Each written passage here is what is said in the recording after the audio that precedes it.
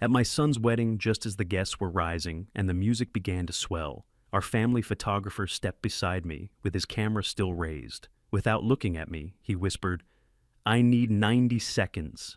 Now." My smile froze. I followed him to a quiet corner of the garden where he turned the camera screen toward me. The photo showed my daughter alone inside the VIP room, standing over a stack of papers she was never supposed to touch.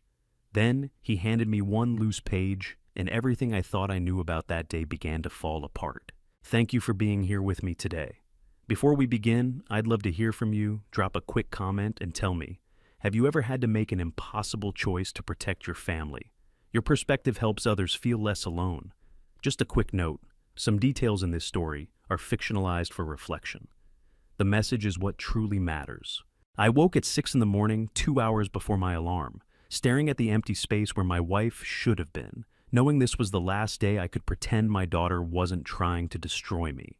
The Atlantic stretched gray and infinite beyond the master suite windows, the same view Constance and I had watched together for 38 years. I reached for the photograph on her nightstand. My nightstand now, though I'd never moved it and touched the silver frame the way other men might cross themselves. She smiled back at me from our 30th anniversary party, radiant in emerald green, her hair swept up the way she wore it when she wanted to feel elegant.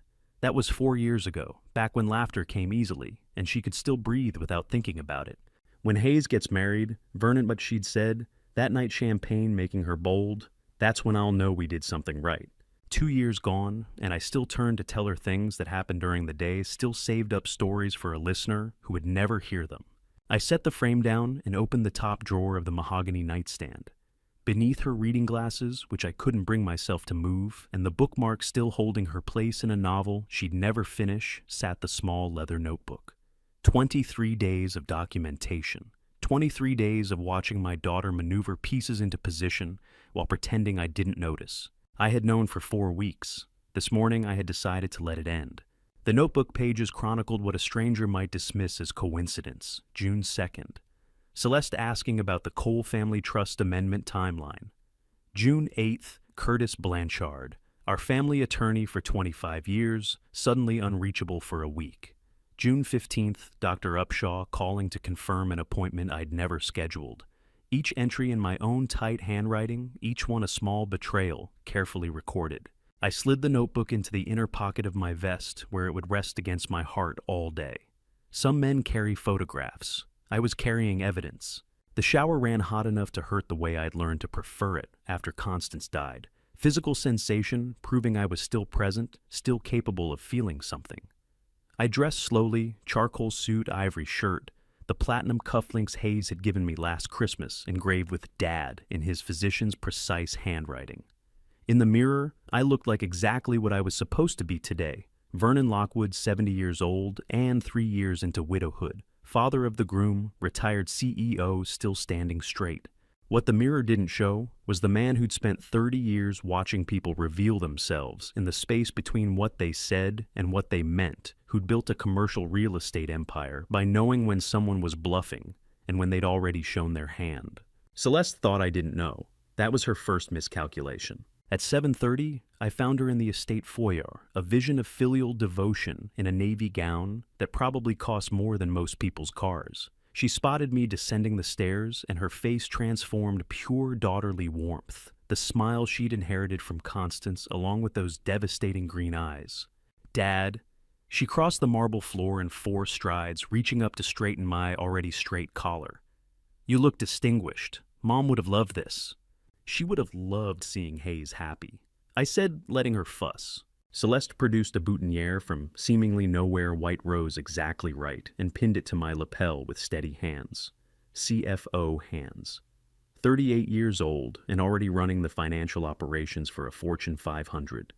My daughter had always been meticulous. It was one of the things I'd been proudest of back when I thought precision and integrity went together. Dad, you just enjoy today, she said, stepping back to examine her work. I have everything handled. Everything. The emphasis on that second everything was so slight another man might have missed it. I didn't. I watched her move through the morning, like a conductor orchestrating a symphony. She corrected the florist's table arrangements with surgical precision. She intercepted the caterer with a question about timing that somehow became an instruction. She poured my coffee black, 2 sugars, exactly how I'd taken it for 50 years, and set it on the sideboard within reach. And she checked her watch. Once while adjusting the orchid centerpiece, a quick flick of her wrist. Again, while giving instructions to the catering manager, barely a glance. A third time while handing me the coffee, her eyes dropping to her wrist for perhaps half a second, before returning to my face with that perfect smile. I counted, 3 times in 10 minutes. People who check their watch that often aren't keeping track of time, they're waiting for something specific. "You've been so attentive these past weeks, sweetheart," I said, testing the waters. "Is everything all right?" Her smile never wavered. "Everything's perfect, Dad. I just want Hayes' day to be flawless." "Of course," I said, and sipped my coffee. But I'd seen it. The micro expression before, the smile locked into place, calculation dressed up as concern. Celeste wasn't worried about Hayes' wedding. She was counting down to something else entirely. How does a father count the minutes until his daughter tries to rob him blind on his youngest son's wedding day?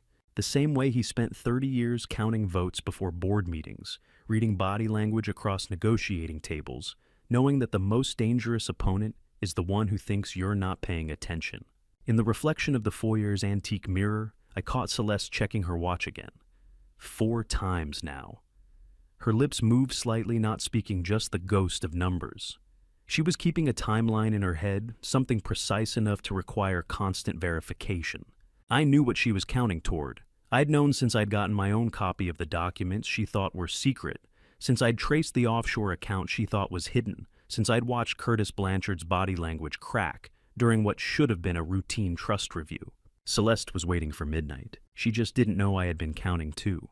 In 3 decades of boardroom negotiations, I had learned one thing: people who check their watch that often are waiting for something specific, usually a deadline. And what I was counting was about to walk through that garden door with a telephoto lens and the kind of evidence that ends families.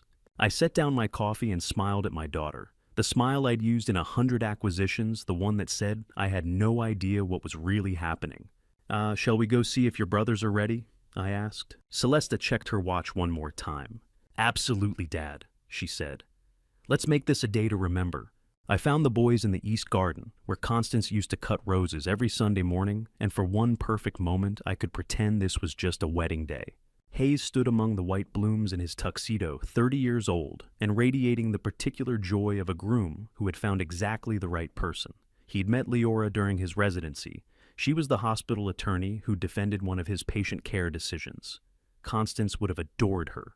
"Dad," Hayes turned when he heard my footsteps. "Can you believe this is actually happening? Mom would have loved this morning." "She would have," I said. The garden air smelled like roses and fresh-cut grass, exactly the way it had for 30 years. Thane stood a few feet away, 35, and built like the architect he'd become, precise angles, careful measurements. But his shoulders carried tension I recognized from board meetings, right before bad news landed. "Morning, Dad," he said, eyes distant. "You all right, son?" Thane glanced at Hayes, then lowered his voice. "Dad, last week there was a weird transaction on one of my linked accounts. Some kind of wire transfer flagged by my bank's fraud detection. You know anything about that?" The question landed like a stone in still water. "Tell me about it," I said. Almost 200,000 routed through an overseas account, then reversed within 48 hours. The bank said it looked like someone was testing the authentication protocol. Thane ran a hand through his hair. "I thought maybe you were doing some estate planning thing, but—" "I'm not," I said quietly, "but I'll look into it." Thane had just handed me the last loose thread without knowing it. Someone had used his identity to test a transfer mechanism. In the background, Floyd Caldwell moved through the garden with his camera gear, a 65-year-old man who still carried himself like the photojournalist who'd spent 2 decades in conflict zones. He'd been photographing family events for 8 years, ever since he'd decided he was done watching people die through a viewfinder. Our eyes met for half a second. He gave me the smallest nod, the kind of signal you learn when words can get you killed. He knew, I knew, neither of us spoke. "Dad, you sure everything's okay?" Hayes asked. "You look—" "I'm fine. Just thinking about your mother." I paused. "She planted these roses the year you were born, you know. Her hands in the soil every weekend until the cancer made it impossible to kneel." Hayes' expression softened. "I remember. I was 12, maybe 13. She'd sit in that chair and tell me which ones to deadhead. She was very specific about deadheading, I said, and we both smiled. Floyd appeared at my elbow, then moving fast and quiet. No preamble. "Vernon," he said, low and urgent. "I need 90 seconds. Now." I followed him to the secluded corner where the garden wall created a blind spot from the house. "I was setting up for candid shots," he said. "Used the telephoto to catch Celeste through the VIP room window about 20 minutes ago. Her expression, it wasn't a sister at her brother's wedding. It was predatory." He pulled out his camera, clicked through the display. The image showed Celeste at the antique desk papers, spread before her pen in hand. Her face was caught in profile, focused, calculating, hungry. She was signing something. Thick document, maybe 10-12 pages. Then she stepped outside for a phone call. Left the door ajar for 30 seconds. I looked at him. "You went inside." "Old habits." He didn't apologize. "Found this under the table. Looks like a page that missed the stack." He handed me a single sheet of paper. The header read, "Durable Power of Attorney in Vernon William Lockwood Principal." My hands went cold. Below the header sat dense legal language about incapacity and fiduciary authority and immediate transfer of control. But what stopped my breath was the attachment stapled to the corner, a psychiatric evaluation form describing moderate cognitive decline, impaired financial judgment, episodes of confusion regarding recent events. At the bottom, in familiar handwriting, Dr. Quincy Upshaw, M.D., dated 4 days ago. A durable power of attorney grants immediate control. No court, no hearing, no chance to fight back. Dr. Upshaw had been my physician for 10 years. He'd walked me through Constance's final illness with compassion I'd never forgotten. He'd cleared me for international travel 3 months ago. And he'd signed a document declaring me mentally incompetent. "Verna," Floyd's voice came from very far away. I read the evaluation again. The words didn't change. Patient exhibits marked deterioration in executive function. Family members report increasing paranoia regarding financial matters. Recommend immediate intervention to prevent self-harm or financial exploitation. Family members, plural. Celeste hadn't done this alone. "Yeah, how many pages did you see in that stack?" I asked. "Couldn't tell exactly. Thick enough to be comprehensive. 10 minimum, maybe 12. A full durable power of attorney document, not a draft. A complete instrument ready for execution with a falsified medical evaluation attached to justify immediate activation." If Celeste got my signature on that document, or if she'd already forged it, she could walk into any bank, any brokerage, any property office and take control. Immediately. With Dr. Upshaw's evaluation as proof I was too mentally impaired to object. "Where is she now?" I asked. "Last I saw heading toward the ballroom to check floral arrangements." I looked at Floyd. He looked at me. Neither of us said her name. My own doctor, the man I'd trusted with my health for a decade. His signature was right there declaring me unfit to manage my own life. But we both knew exactly where I needed to go, next down into the dark, past the kitchen, past the hallway, where Hayes' childhood photos still hung down to the wine cellar, where Celeste thought her secrets were safe. I told Floyd to stay visible and keep shooting. Then I went downstairs past the kitchen, where caterers were plating hors d'oeuvres, past the hallway where Hayes' childhood photos still hung down, into the dark where my daughter had hidden the truth behind my favorite vintage. The wine cellar stairs creaked under my weight, the same protest they'd made for 30 years. The temperature dropped with each step until I reached the bottom 58 degrees, the perfect climate for aging wine, and apparently for storing betrayal.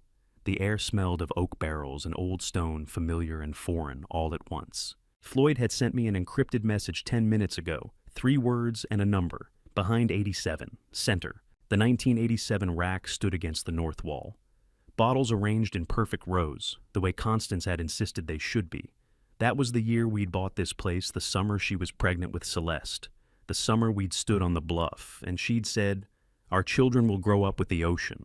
I pulled bottles from the center section, Bordeaux, mostly some of them worth more than most people's cars. Behind the third row, my fingers touched something that wasn't glass. A manila envelope sealed with tape wedged into the gap between the rack and the stone wall. My hands were steady when I opened it. 30 years of board meetings had taught me how to stay calm when everything was breaking. The document inside ran 12 pages. Durable power of attorney in the matter of Vernon William Lockwood. each page dense with legal language, each clause more devastating than the last. I read standing in the cold dark, my breath visible in the dim light from the single bulb overhead. Page 1. Grant of authority to Celeste Marie Lockwood as appointed agent effective immediately upon principal's incapacity as determined by attached medical evaluation. Page 3.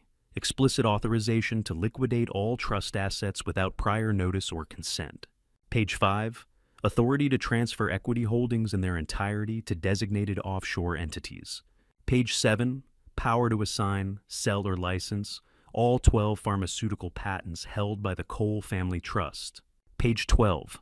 Binding arbitration clause requiring all disputes to be resolved in the Cayman Islands under Cayman law. $280 million.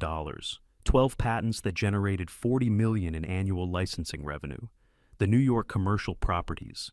The Montana ranch where Constance and I had celebrated our 25th anniversary. All of it transferable with a single signature, mine. Except I'd never signed this document. The signature line at the bottom of page 12 sat empty waiting. 2 witness signatures already appeared above the principal line, Curtis Blanchard, and a notary stamp. I didn't recognize Edna's arrangement, no doubt. Under New York law, ADPOA required only my signature to become fully executable. Every other formality was already in place. But Celeste had already obtained everything else she needed, the falsified psychiatric evaluation from Dr. Upshaw declaring me mentally incompetent, the legal framework to execute the transfer of the offshore accounts to receive the funds. All she lacked was my signature, and based on the midnight deadline she kept checking, she had a plan for that too.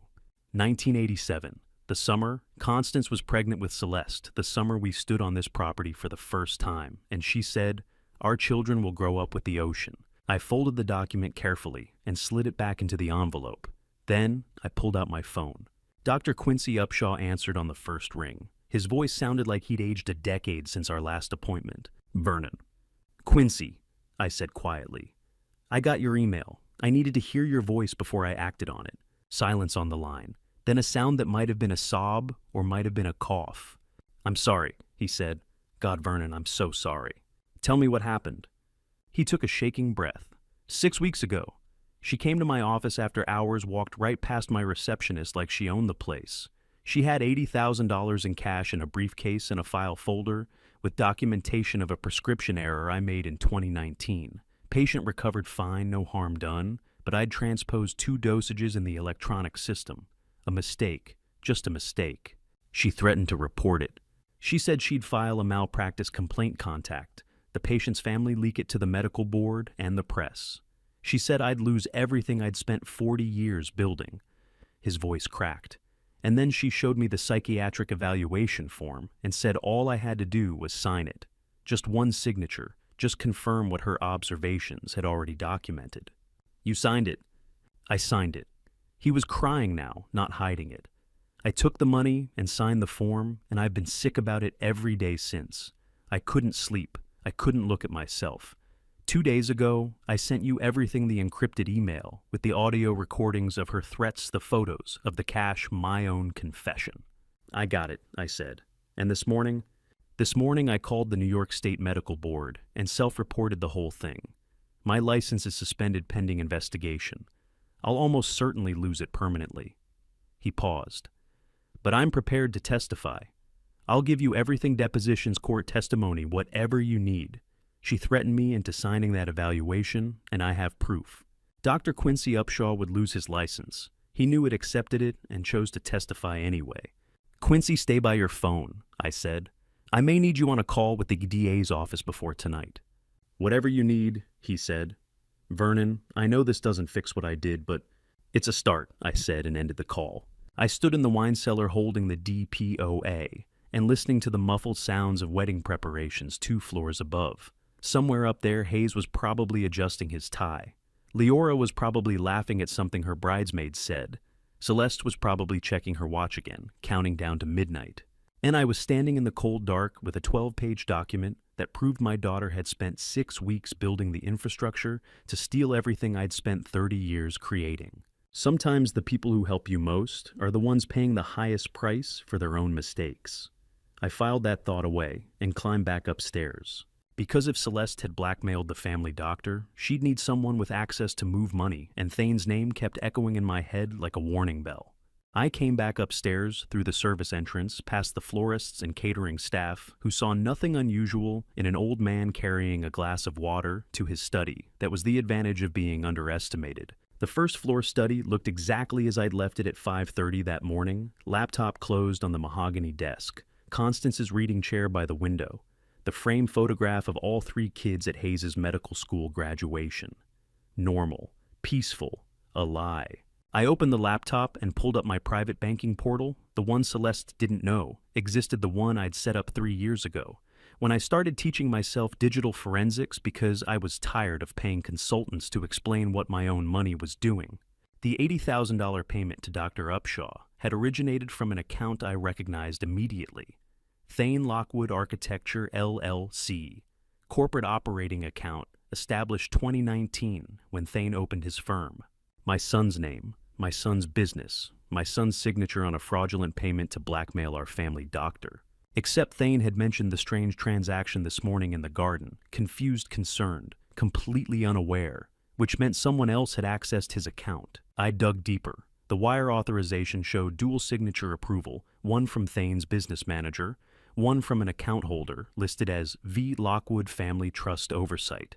Family Trust Oversight. An authority I'd granted Celeste 7 years ago when she'd taken over CFO duties, a co-signatory role on certain family accounts to streamline estate management. I'd meant to revoke it when I retired. I'd forgotten. She hadn't. Celeste had used an old administrative authority coupled with Thane's corporate account to create a paper trail that pointed directly at her brother. When this conspiracy unraveled, when authorities started following the money, the first name they'd find would be Thane's. She wasn't just stealing from me. She was burning down her brother's life to cover the smoke. A knock at the study door. Floyd entered without waiting for permission, the way he'd been doing for 8 years. "You've found something," he said, pulling out his camera. "Been reviewing overnight surveillance shots. Look at this." He clicked through to an image time-stamped 11:04 p.m. the previous night. The study. This study. The desk lamp on my laptop open, and Celeste sitting in my chair with her back to the window, fingers on the keyboard face illuminated by the screen's glow. "She was in here while you slept," Floyd said quietly. "Covering her tracks," I said, "making sure the digital trail led to Thane." Floyd nodded. "She's framing him, systematically." I closed the laptop. "I need to see what else she's planning. Real time." "North Terrace," Floyd said. "I can set you up with the telephoto.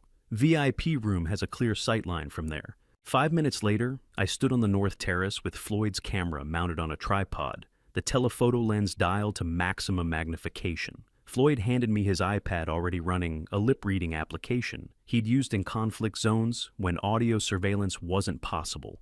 "Point the camera, let the app do the work," he explained. "It's not perfect, but it catches most of it." Through the lens, the second-floor VIP room jumped into sharp focus. Celeste stood near the window, arms crossed, face animated with argument. Across from her, a man I'd known for 25 years. Curtis Blanchard, 62 years old, our family trust attorney since before Hayes was born. The man who'd drafted Constance's will with tears in his eyes because he'd loved her too. The man who'd held our youngest son at his christening and told me I was blessed. Now he stood in that room shaking his head while Celeste spoke. I watched the iPad screen as the app processed her lip movements, rendering text in real time. "Thane has no idea. The transfer looks clean." Curtis's response came slower, the app struggling with the angle. "This is wrong. I can't." Celeste stepped closer, and even without audio, I could see the shift in her body language, predatory, threatening. More text appeared. "You signed the papers. You're already complicit. If this falls apart, you go down with me." Curtis shook his head again. "Not a refusal, not disagreement, submission.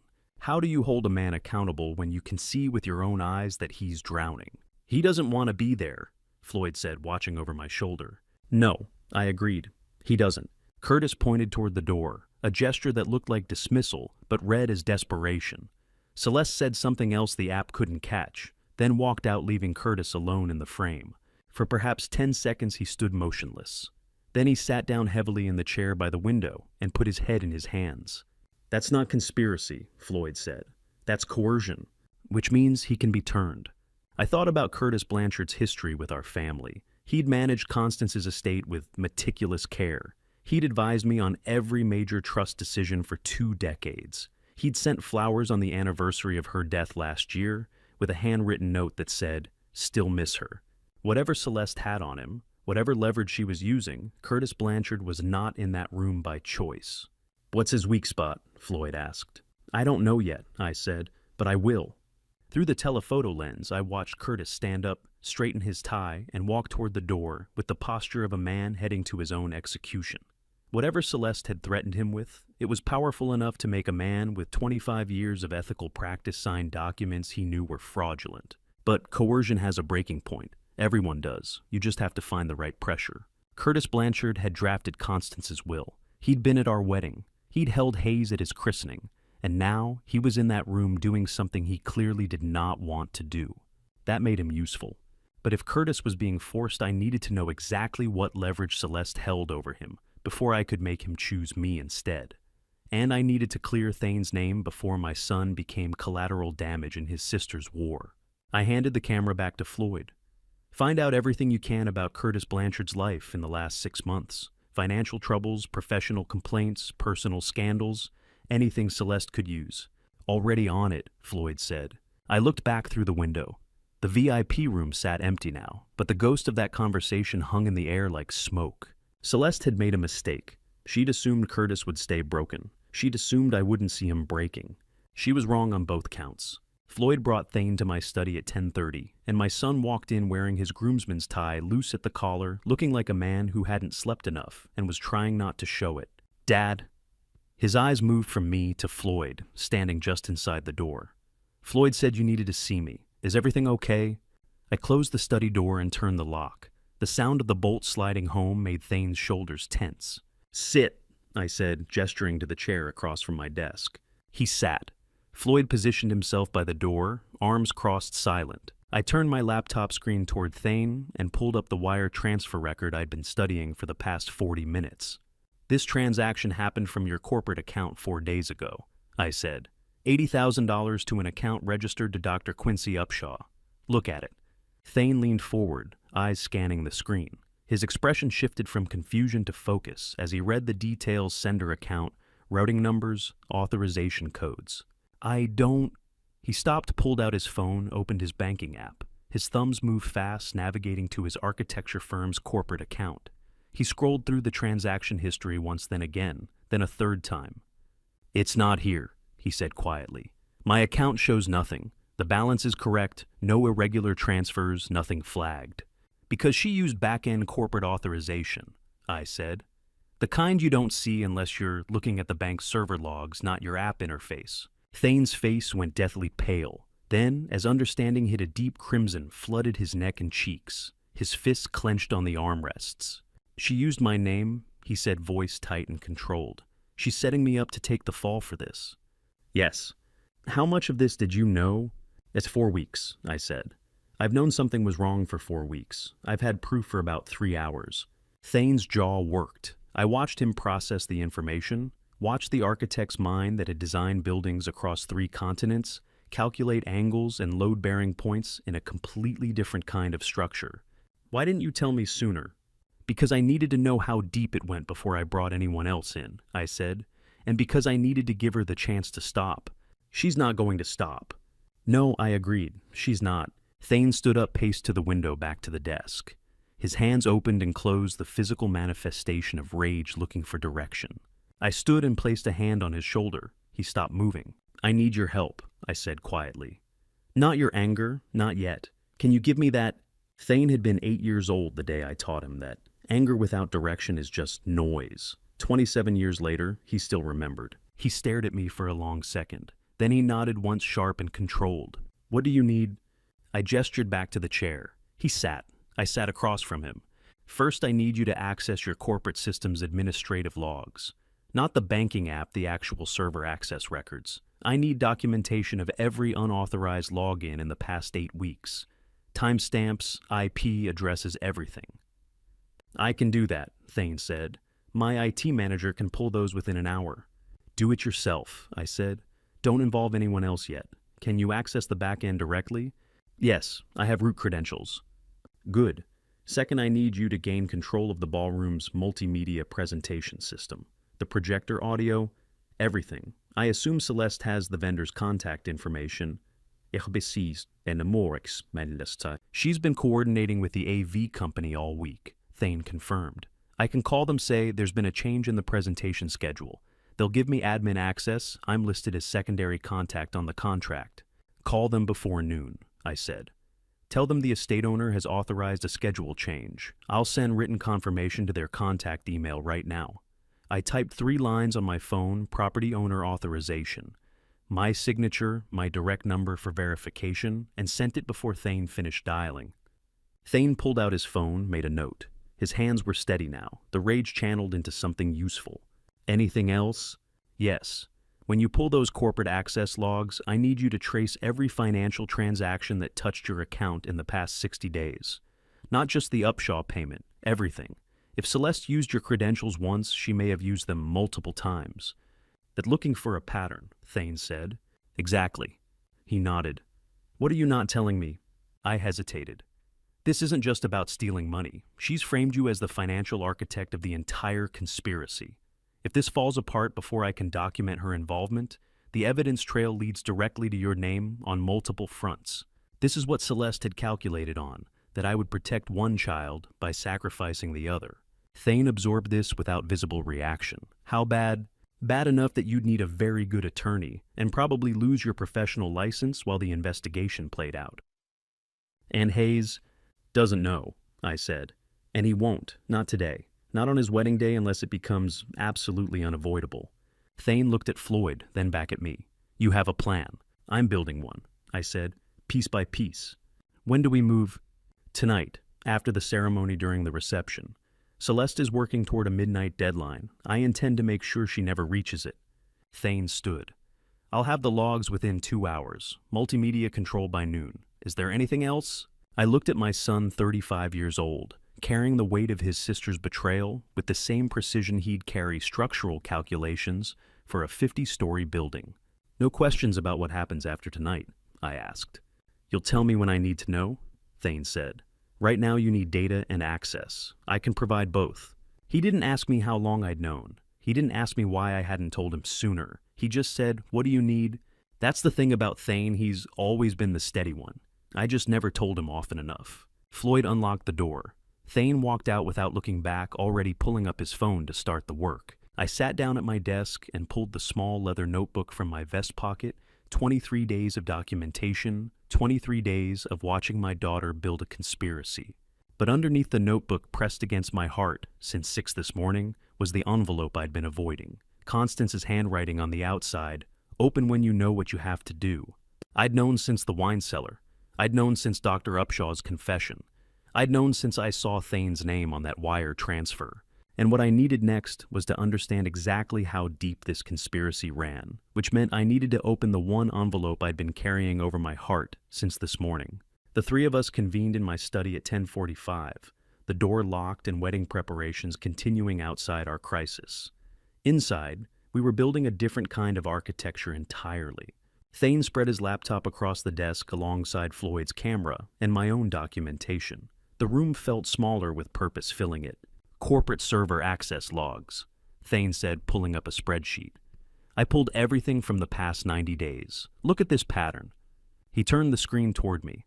Highlighted rows showed 14 separate accesses to the master trust document repository, all outside business hours, all between midnight and 3 in the morning, all authenticated under Thane's administrative credentials. 14 times, Thane said, voice tight. She accessed the trust files 14 times. Every single entry is unauthorized. And she was meticulous, never the same night of the week, never a predictable interval. Someone taught her how to avoid triggering automated alerts. What was she accessing specifically? I asked. Patent assignment documents, real estate transfer protocols, the trust amendment process flowcharts. He scrolled through the log. She was mapping the entire structure, learning exactly which documents needed to be modified and in what sequence to execute a clean transfer. Floyd set his phone on the desk screen up. I reached out to a contact at the AP who still covers white-collar crime. He made some calls. Apparently, there's been quiet talk in Curtis Blanchard's law office for the past 2 months. Paralegal overtime, unusual document prep for a client who insisted on meeting only after hours. 8 weeks, I said. At minimum, Floyd confirmed. This wasn't improvised. The DPOA was professionally drafted, reviewed, refined. We're looking at a 2-month operation involving legal counsel's financial planning, systematic document theft. 8 weeks of planning deserved a response that took at least as long, but I'd given myself 4 and midnight was coming, whether I was ready or not. Thane picked up his phone. I'm calling Priscilla Norwood. Priscilla Norwood was my personal attorney at Sullivan and Cromwell, 52 years old, and sharp enough to have made partner before 40. I'd retained her 3 years ago, specifically because she specialized in estate defense and elder financial abuse. Constance had insisted, saying, we needed someone who understood how families destroy each other over money. Thane put the call on speaker. Priscilla answered on the second ring. Thane Lockwood, she said, recognizing the number. This is unexpected. Everything all right? No, Thane said. We have a situation. Elder financial abuse, wire fraud, identity theft. My father may need you before midnight tonight. Pause. When Priscilla spoke again, her voice had shifted from cordial to tactical. Is Vernon safe right now? Yes, Thane said. But his daughter has been building a durable power of attorney conspiracy for 8 weeks. We have documentation of unauthorized system access, falsified psychiatric evaluations, and fraudulent wire transfers using my corporate credentials. Yeah, how much are we talking about? Everything, I said, leaning toward the phone. The entire trust. She's planning to execute tonight. Vernon, Priscilla said, I need you to listen carefully. Do not sign anything. Do not verbally agree to anything. If she approaches you with documents, photograph them and send them to me immediately. Already done, I said. Good. I'm clearing my schedule. I'll be on standby from 6 p.m. onward. You have my emergency line, Basopasis. Ekori readings das inspire. I do. Use it the second you need me. And Vernon, if this goes sideways, if she moves faster than anticipated, call 911 first, then call me. Understand? Oh, this is a mopeketeo. Understood. She ended the call. Floyd looked at me. You have a good attorney. Constance insisted, I said. Thane closed his laptop. What else do we need before tonight? I need to check something, I said, standing. Give me 15 minutes. I left them in the study and climbed the stairs to the master suite. The wedding preparations had spread throughout the house, but this room remained untouched, mine alone, the way it had been for 2 years. The wall safe sat behind Constance's portrait, the one painted for our 25th anniversary, when she still looked like herself, and not like someone being eaten from the inside by disease. I moved the frame aside, entered the combination our wedding date, and opened the steel door. Inside sat my operational notebook, some cash, Constance's jewelry, and a sealed envelope with her handwriting on the outside, open when the family needs it most. I'd been carrying the notebook all morning, the envelope I'd been avoiding. I broke the seal. 4 pages handwritten in the script I'd known for 38 years, dated 3 months before she died, when she could still hold a pen without her hands shaking. Vernon. It began. If you're reading this, it means I was right to worry. Celeste came to see me privately at the hospital last week. She asked very specific questions about the trust execution structure, who held signature authority. What would happen if you were declared incompetent, whether the boys had independent access to funds? I told her nothing useful, but the questions themselves told me everything. I sat down on the bed. Our daughter loves us, Constance wrote. But she loves control more. I've watched her since she was small, the way she needs to manage every variable, the way she can't tolerate uncertainty. It's made her brilliant in business. It will make her dangerous in family matters. Watch over Thane and Hayes. The account information below is for them alone. Celeste doesn't know it exists. Attached to the final page with a paperclip, routing numbers, account codes, access credentials. A Cayman Islands bank. $35 million established in Constance's name 2 years before she died, designated as irrevocable trust for Thane Lockwood and Hayes Lockwood only. She had known. 2 years in the ground, and Constance was still the most prepared person in any room. I folded the letter and put it in my breast pocket, close to where it hurt most. Constance had always known where to aim when she needed me to listen. Then I went to find Leora, Because if Constance had suspected Celeste enough to hide money from her, I needed to know what else my future daughter-in-law had been watching. The bridal suite was on the second floor down the hall from the VIP room, where all of this had started, and I knocked once before Leora opened the door, still holding her veil. "Vernon," she said, surprise flickering across her face. At 28, Hayes's bride carried herself with the particular confidence of someone who'd argued cases in front of judges twice her age and won. Hospital attorneys sharp enough to defend my son's medical decisions against malpractice claims, smart enough to make him laugh when the ER broke his heart. "I need a word," I said, "private." She glanced back into the suite where her bridesmaids were arranging flowers and champagne glasses, then stepped into the hallway and closed the door behind her. "Is everything all right?" she asked. Hayes is fine," I said, "but I need to ask you something." Before I could form the question, she spoke. "You got my message, didn't you?" The hallway went very quiet. "I got it," I said carefully. I needed to know who else was watching before I responded. Leora's shoulders dropped slightly, relief mixed with something heavier. "I wasn't sure if you'd received it, or if you'd think I was, overstepping. Tell me what you saw." She glanced down the hallway, verifying we were alone. 3 weeks ago, I was working late on a corporate filing for the hospital. Around 2 in the morning, I got a security alert on my laptop. Someone on my home network was accessing an external portal. I thought it was a breach at first, so I traced it. And it was Celeste. She was logged into the Cole Pharmaceuticals corporate portal using CFO credentials, accessing a directory marked Trust and Estate Documents. I watched for maybe 10 minutes. She downloaded at least 15 files. "Why were you on the same network?" "Hayes and I have been staying at her guest house for the past month, while our apartment lease transitions," Leora said. "Same Wi-Fi network. I saw everything." She was 28 years old, about to walk down the aisle into a family quietly tearing itself apart, and she'd been carrying this alone for 3 weeks. "Why didn't you tell Hayes?" I asked. "Because it's his wedding week," she said simply. And because I couldn't verify what she was doing, just that she was doing something at 2 a.m. that looked wrong. I took screenshots, encrypted them, and sent them to you anonymously. I figured you'd either already know or you'd investigate. "I knew something was wrong," I said. "I didn't know you were watching." "I'm marrying into this family," Leora said. "That means I protect it even from itself." Hayes chose better than he knew Leora had the spine to protect a family she wasn't even part of yet. "Before I sent you that email," Leora continued, "I found something else. Do you want to see it?" "Yes." She opened the bridal suite door, gestured me inside. The bridesmaids had moved to the adjacent bathroom, their voices and laughter muffled through the closed door. Leora's laptop sat open on the vanity among makeup brushes and hairspray. She pulled up a file directory, clicked through to an email thread. "I copied the files she downloaded before I sent you the alert," Leora explained. "Most of it was trust documentation, amendment protocols, signature authority chains. But this one," she opened an email. This one she sent 4 days ago.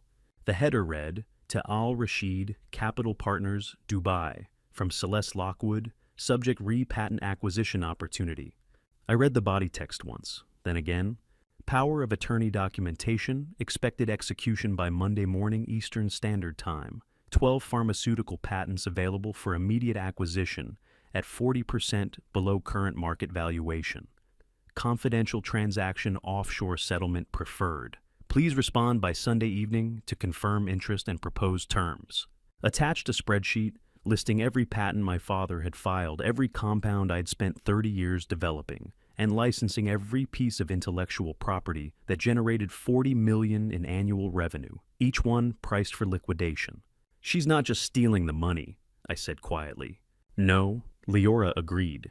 "She's dismantling everything and selling it for parts. Not theft, dismantlement, liquidation, complete erasure, sold to the highest foreign bidder." I thought about my father, who'd started with a single patent in 1962 and built it into a portfolio that helped fund breakthrough treatments for 3 different diseases. I thought about the researchers who still collected licensing fees, the patients whose medications existed, because we'd chosen to license rather than sell exclusively. Celeste had already sold it all to strangers in Dubai, who would strip it for immediate profit and maximum extraction. "The reply came yesterday," Leora said, scrolling down. "Al Rashid confirmed interest. They're offering $210 million for the complete portfolio cash settlement within 72 hours of transfer authorization. $210 million, 40% below market value for 12 patents worth $350 million minimum. A fire sale to foreign investors who would immediately resell or fragment the portfolio. Everything my father built, everything I spent 30 years growing, everything I'd hoped to pass down to Hayes and Thanes Celeste had already sold it to strangers who would strip it for parts.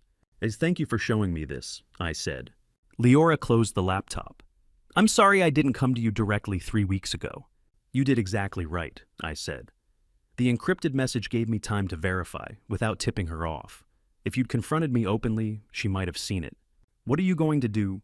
Yeah, stop her, I said simply. Leora looked at me for a long moment. Hayes doesn't know, yet does he? Not yet, not until after the ceremony, if I can help it. Good, she said. Let him have this morning. He deserves that much. I thanked Leora. I closed the door quietly behind me. I was done hoping I was wrong, and if she was selling my life's work to Dubai, I needed legal clarity on exactly how to stop her, which meant calling the one person who could tell me if I still had any moves left. The North Garden was empty at noon, all the caterers on the south side preparing lunch service, and I walked to the far hedge where no one could overhear before I called Priscilla Norwood. She answered on the first ring. Vernon, what do you have? Everything, I said, the complete picture. I briefed her standing behind the dense hedge-line phone pressed to my ear, laying out the conspiracy piece by piece, the falsified psychiatric evaluation, Dr. Upshaw's blackmail confession, Thane's forged wire transfer signature, Curtis Blanchard's visible coercion, the Dubai patent sale offer for $210 million. Priscilla listened without interrupting. When I finished, silence stretched for perhaps 5 seconds. How much time until her deadline? She asked. Midnight, 12 hours. And she needs your signature on the DPOA to execute any of this. According to what Floyd found, yes. The document requires my voluntary signature to activate. Then here's what you need to understand, Priscilla said, her voice shifting into the mode I recognized from depositions. Under New York General Obligations Law, Section 5-1501B, a voluntarily executed durable power of attorney is immediately binding upon signature. She can walk into any financial institution tomorrow morning and start liquidating assets. My hand tightened on the phone. But, Priscilla continued, she cannot force you through court proceedings within 24 hours. An Article 81 guardianship petition requires a hearing. An ex parte emergency order is virtually impossible to obtain. By midnight, she'd need to prove imminent harm and get a judge to sign off, which won't happen on a Saturday night with the evidence she has. So her entire plan depends on making me sign willingly. Exactly, which means her leverage is psychological, not legal. She's going to threaten, you manipulate you, possibly try to coerce you with the falsified medical evaluation. But she cannot legally compel your signature. I thought about the DPOA hidden in the wine cellar, the midnight deadline Celeste kept checking, the careful staging of this entire wedding day as cover. Let her come to you, Priscilla said. 4 words, Vernon. Don't confront her. Don't tip your hand. Let her make the approach. Let her deliver the threats, and if you can get it on camera, elder financial abuse, attempted grand larceny, conspiracy to commit fraud. I can file a motion to void the DPOA immediately and have her in handcuffs before sunrise. 30 years of hostile takeover bids had taught me one truth. The person who needs the deal always loses. One more thing, Priscilla said. I pulled the offshore account records Blanchard forwarded. Al Rashid's wire transfer window closes at midnight Eastern Standard Time on Sundays. Miss that window, and the Dubai deal collapses entirely. She loses her buyer and her only exit from $47 million in debt. That's why it has to be tonight. She needs my signature, I said slowly. I don't need to give it. Now you're thinking like a lawyer, Priscilla said. I'm going to prepare trust amendment documents naming Thane and Hayes as sole beneficiaries with an independent trustee. I'll have a notary on standby. The second this goes south, you call me and we execute a new trust structure that writes Celeste out entirely. Understand? Om die basic unbe despond based. Understood. And Vernon, when she comes to you tonight with that DPOA, I need you to stay calm. Don't react. Don't show anger. Just refuse to sign and let her reveal exactly how far she's willing to go. The more desperate she gets, the more evidence we capture. I can do that, I said. I know you can. Call me the second you need me. She ended the call. I stood in the north garden, listening to the sound of wedding preparations filtering through the hedge, musicians tuning instruments, caterers setting tables, the ordinary sounds of a celebration that would serve as cover for something much darker. My phone buzzed, text from Thane, VIP cameras killed at 6 a.m. Curtis's tablet, Floyd and I are handling it. I read it twice. Celeste had researched the venue's security architecture beforehand. She'd used Curtis Blanchard's administrative credentials to disable the VIP room surveillance at 6 this morning, hours before anyone else was awake. She thought she'd covered every angle. She thought the room where she planned to coerce my signature would be dark, unwatched, impossible to verify. I texted back, "What's the solution?" Thane's response came 30 seconds later. "Floyd's installing off-grid camera now. Independent system. We'll own the footage." I walked back toward the house, entering through the service door and climbing to the second floor. The security alcove sat at the end of the east hallway, a small room where the estate's camera feeds displayed on mounted monitors. Floyd and Thane stood inside Floyd, holding a device no larger than a button, Thane reviewing something on his laptop. "Show me," I said. Floyd held up the micro camera. "Wireless encrypted transmission independent power source. I'm installing it in the VIP room's corner molding. It'll capture everything audio-video full coverage." "Legal chain of custody," I asked. "That's where you come in," Thane said, turning his laptop toward me. "Property owner consent. If you sign this form authorizing surveillance on your own property, we can transmit the feed directly to Hampton's PD without a warrant. Owner consent provides sufficient legal basis under New York law." I read the form. It was simple, direct. Vernon Lockwood, owner of the property located at the address, hereby grants consent for video and audio surveillance of the VIP suite for the purpose of preventing and documenting potential criminal activity. I signed it on Thane's laptop using the trackpad signature function. "It's sending it to Priscilla now," Thane said, hitting send. "She'll forward it to the police with her formal request for monitoring." Floyd pocketed the camera. "I'll have it installed in 10 minutes. By tonight, that room will be the most documented space in the Hamptons." She killed the estate cameras, thinking she'd gone dark instead. She'd walk straight into mine. "One more thing," Floyd said. "I've been reviewing the candid shots from this morning. You need to see who was inspecting the notary station at 7:15. He pulled out his camera, clicked through to an image. The photograph showed a woman I'd known for 11 years, standing at the small table in the library where the notary would witness signatures later tonight. Her posture was wrong, not casual, not curious. Operational. I signed the consent form Priscilla faxed to my phone and sent it back in under 90 seconds. By the time Celeste walked into that room tonight, we would own every second of it. She thought she'd disabled my eyes. She had no idea I'd just opened new ones that led straight to the police. But if Floyd had captured someone else inspecting the notary station like an operative, I needed to see exactly who else was moving pieces on this board. Floyd checked in at 1 o'clock with a photograph sent to my phone, and he didn't need to explain what he'd seen.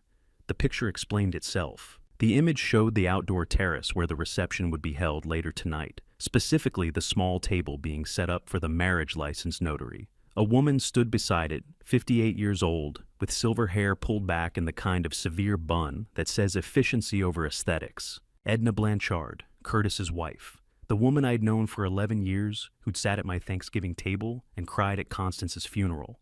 But she wasn't standing like a guest admiring the setup. She was inspecting it with operational precision, one hand touching a pen to test its placement, her eyes tracking the document layout angles, her posture suggesting she was charting sightlines of the room the way a general charts a battlefield. I zoomed in on the photo. Edna's expression was focused, clinical, utterly devoid of the warmth I'd seen at family gatherings. This was someone closing a deal. 20 years as a high-tier investment banker, structuring complex mergers and acquisitions. Edna Blanchard could dismantle a corporate entity in her sleep, strip it for parts, and restructure the remains before lunch. She'd retired 3 years ago with enough money to never work again, supposedly to travel and enjoy life with Curtis. Celeste is the executor, I thought. Edna is the architect. Everything clicked into sharper focus. The professional legal drafting of the DPOA, the sophisticated offshore account structures in the Dubai email, the systematic timing of every piece. This wasn't Celeste improvising out of desperation. This was Edna applying 2 decades of hostile takeover expertise to the problem of extracting maximum value from a family trust. Edna Blanchard had sat at my Thanksgiving table 11 years running, cried at Constance's funeral, and now she was inspecting my son's wedding venue like she was closing a hostile acquisition. I texted Floyd back, "Keep her in frame whenever possible. Don't approach." His response came immediately, "Understood." I pocketed my phone and climbed to the 3rd floor where the groomsmen were supposed to be getting ready. The suite door stood ajar. Inside, Hayes was somewhere else, probably with Leora, but Thane sat on the edge of a chair with the posture of a man who'd been holding something in too long. "If Thane," I said. He looked up. His face was pale drawn. "Can we talk?" he asked. "That's why I'm here." I closed the door and sat in the chair across from him. For perhaps 10 seconds, neither of us spoke. "There's something I didn't tell you this morning," Thane said finally, "about Celeste." "Tell me now." He took a breath. 4 months ago, she came to me privately, said she had temporary cash flow issues, something about a deal that fell through, and she needed bridge financing until her next quarterly bonus came through. She asked to borrow money. How much?" $200,000, Thane said quietly. "My entire savings from the architecture practice. Everything I'd built over the past 6 years. I kept my expression neutral, and you gave it to her. That she's my sister," he said, as if that explained everything. Maybe it did. "I didn't tell you because I didn't want to create family drama. She said it would be repaid in 60 days, 90 maximum. She gave me a promissory note, which she defaulted on. Completely. After 90 days, I started asking. She stopped returning my calls. When I did reach her, she said the deal had fallen through worse than expected, and she needed more time. Then she stopped responding entirely." He looked at me. "That's why I was so shaken when you showed me the wire transfer this morning. She'd already taken everything I had, and then she used my name to steal more." I placed a hand on his shoulder. "Thane, it was never your job to protect her from the consequences of what she chose to do. I should have told you sooner. You're telling me now. That's what matters. But I was calculating. 200,000 from Thane, 80,000 to blackmail Dr. Upshaw, 210 million from the Dubai patent sale, and underneath it all, the reason for this entire desperate gambit. $47 million in total debt, with creditors filing a massive lawsuit Monday morning. I'd found that detail buried in the financial records Leora had sent me. Loan documents, margin calls, leverage positions that had collapsed. Celeste had been playing with money she didn't have, making bets that failed, and when the bills came due, she'd turn to the only asset large enough to cover it, the family trust. $47 million is the kind of hole where you stop looking for ladders and start calculating how many people you can pull down with you. "She's desperate," I said to Thane. "People make terrible decisions when they're desperate. Does that excuse it?" "No, but it explains it." Thane stood, walked to the window overlooking the garden, where guests were beginning to arrive for the 2 o'clock ceremony. "What are you going to do?" "That's what needs to be done," I said. He turned back to face me. "You've known longer than this morning, haven't you?" I met his eyes. 4 weeks. "Why didn't you stop it sooner?" "Because I wanted to be wrong," I said simply. "I wanted to give her the chance to choose differently. And she didn't." "No," I agreed. "She didn't." Thane nodded slowly. "What do you need from me?" "Keep doing what you're doing. Access logs, multimedia control, surveillance coordination. And Thane, when this is over, that 200,000 comes back to you first, before anything else." "I don't care about the money anymore," he said. "I know, but you're getting it back anyway." I left him in the groomsmen's suite and walked back downstairs. The wedding ceremony would start in less than an hour. Guests were arriving, musicians were warming up. Everything looked perfect. She had taken Thane's life savings, she had forged his signature, and still it wasn't enough. $47 million is a very deep hole, deep enough that I understood, for the first time, that there had never been a version of this day where Celeste came to me and asked for help. She had calculated that stealing was faster, and if she'd calculated that stealing was faster than asking, I needed to show her exactly what I'd calculated while she was busy planning her theft. At 2 o'clock, I called the 3 of them back into my study and locked the door. It was time they knew what I had known for a month and why I had waited. Thane and Floyd stood by the desk. On my laptop screen, Leora appeared via secure video link from the bridal suite, her wedding dress visible behind her. "What's going on?" Thane asked. "The truth," I said. "All of it. I sat down in Constance's reading chair, the one where she used to review contracts and tell me when I was being too cautious or not cautious enough. The leather still smelled faintly of her perfume 2 years later. 4 weeks ago, I received an alert from a financial intelligence source I've maintained since retiring. Celeste had massive margin calls coming due leverage positions that had collapsed private loans she'd taken using her CFO position as collateral. The total exposure was $47 million. Thane went very still. I engaged Priscilla Norwood that same day. I continued. Not to defend against something that might happen, but to prepare for what I already knew was coming. I've spent the past 4 weeks building the counter plan you've been executing today. You knew, Thane said quietly. This whole time, you let us think you were blindsided. I hoped I was wrong about her, I said. I was prepared to be right. Floyd leaned against the desk, arms crossed. What was the counter plan? Documentation first. I needed to know the full scope before I could stop it. Every unauthorized access, every forged signature, every co-conspirator. If I'd confronted Celeste 4 weeks ago with partial information, she would have adjusted, hidden the evidence, and tried again later. So I watched, I documented, and I gave her every opportunity to make a different choice. What choice? Leora asked from the screen. I pulled up a file on my laptop, turned it so they could all see. Bank records showing a separate account, offshore substantial. Your mother's estate account, I said, looking at Thane. Constance established it years ago for critical family matters. After she died, it sat untouched. The balance is $49 million. Thane stared at the screen. I had the money, I said simply. $47 million ready to deploy. If Celeste had come to me, if she had simply walked into this room at any point in the past 4 weeks and said, Dad, I'm in trouble, I made mistakes, I need help, I would have cleared every cent of her debt. No questions, no judgment, just help. Constance always said, the hardest gift to give your children is the space to fail on their own terms. I'd given Celeste 4 weeks of that space, and she'd used every second to sharpen the knife. She chose theft over asking, Thane said. Yes. Why? Leora asked. If you would have helped her if the money was there, why wouldn't she just ask? Because asking means admitting failure, I said. Asking means vulnerability. Asking means accepting that she's not as perfect as she's spent 38 years convincing everyone she is. Stealing maintains the illusion. If she succeeds, no one ever knows she failed. If she fails, I paused. Well, she calculated that wouldn't happen. Floyd spoke for the first time. When did you know for certain she wouldn't stop? 2 weeks ago, I said, when she approached Thane to borrow his savings and defaulted immediately. That's when I knew this wasn't desperation searching for solutions. This was calculation. She was testing how much she could take from how many people before pulling the final trigger. Thane sat down heavily in the chair across from me. I should have told you when she asked. You did what family does, I said. You trusted her. That's not a mistake, Thane. That's what makes you different from her. What happens now? He asked. Now we wait, I said. The ceremony begins in 45 minutes. Celeste will be there playing the perfect sister. Edna and Curtis will be there playing the loyal family friends. And somewhere between now and midnight, Celeste will make her move.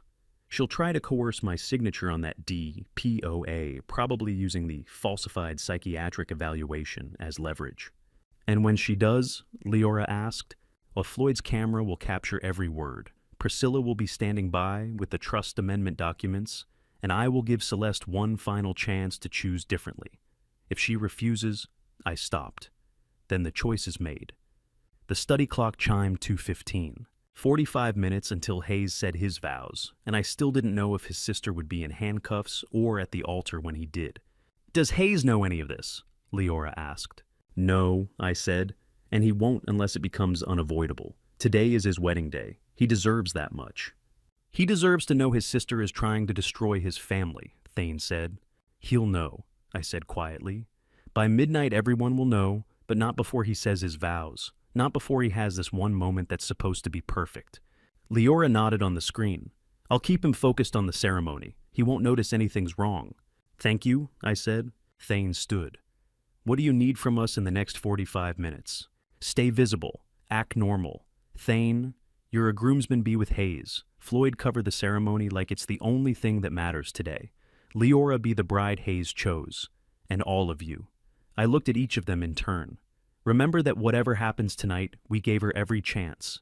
They filed out one by one. Leora's video connection closed. The study fell silent. I sat in Constance's chair and pulled out the letter she'd written me, the one warning me about Celeste. Her handwriting looked the way it had when she was healthy, before the disease had taken her precision. The question had never been whether Celeste would try. The question had always been whether she would stop. She had answered that question every day for 8 weeks. Now it was my turn to answer it. And the ceremony beginning in 45 minutes would be the stage where every answer, hers and mine, would play out before 200 witnesses who thought they were just attending a wedding. At 3 o'clock, the string quartet played the first notes, and 200 people rose to their feet. 2 different ceremonies began at exactly the same moment. The East Garden looked the way Constance had always imagined it would, for a wedding white roses climbing the arbor baby's breath in crystal vases along every row, the Atlantic stretching infinite and gray beyond the bluff. 200 guests in summer formal wear, standing in neat rows of white wooden chairs, all turning toward the garden entrance, where Leora would appear any second. I stood at the altar beside Hayes, watching my youngest son try not to fidget with his cufflinks. He looked exactly like I had, on my wedding day, that particular brand of terrified joy that only comes once the moment before your life changes and you're grateful and terrified in equal measure. "You okay?" I whispered. "Absolutely not," Hayes whispered back, and his smile was so wide I thought his face might break.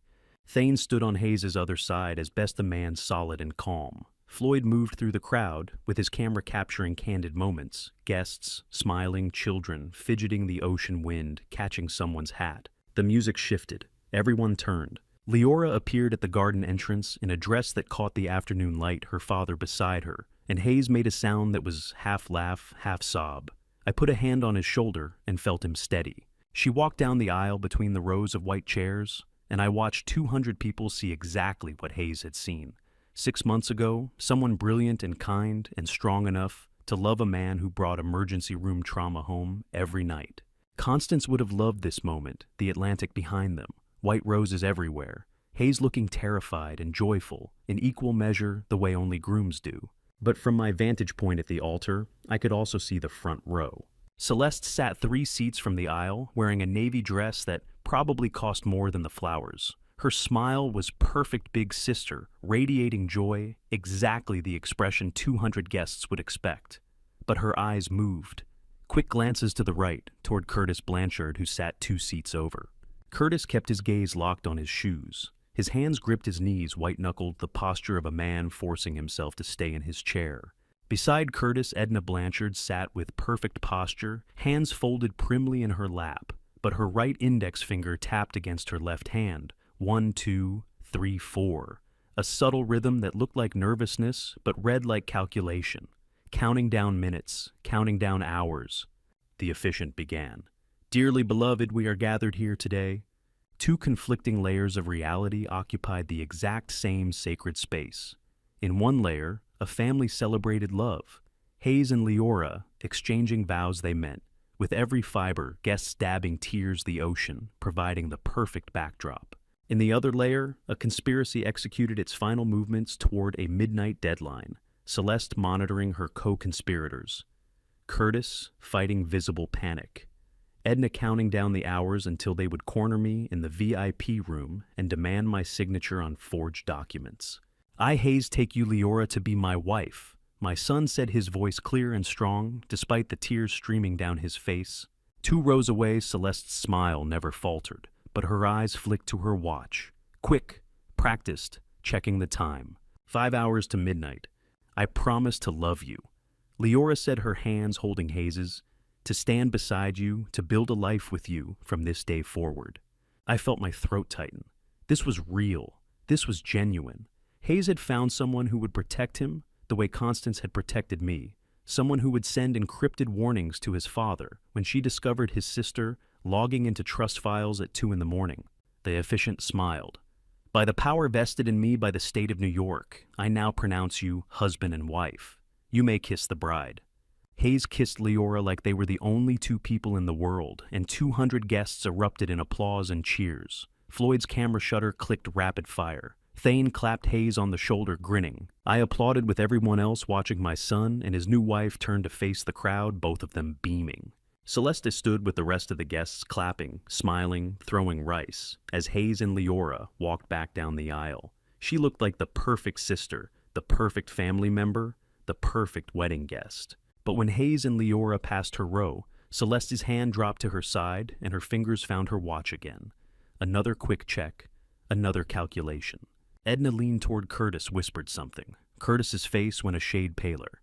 Love and betrayal, vows and conspiracies, joy and dread, all occupying the same 60 feet of sacred ground, separated only by 2 rows of white wooden chairs. The ceremony ended, guests began filing toward the cocktail terrace. Hayes and Leora disappeared with the photographer for formal portraits.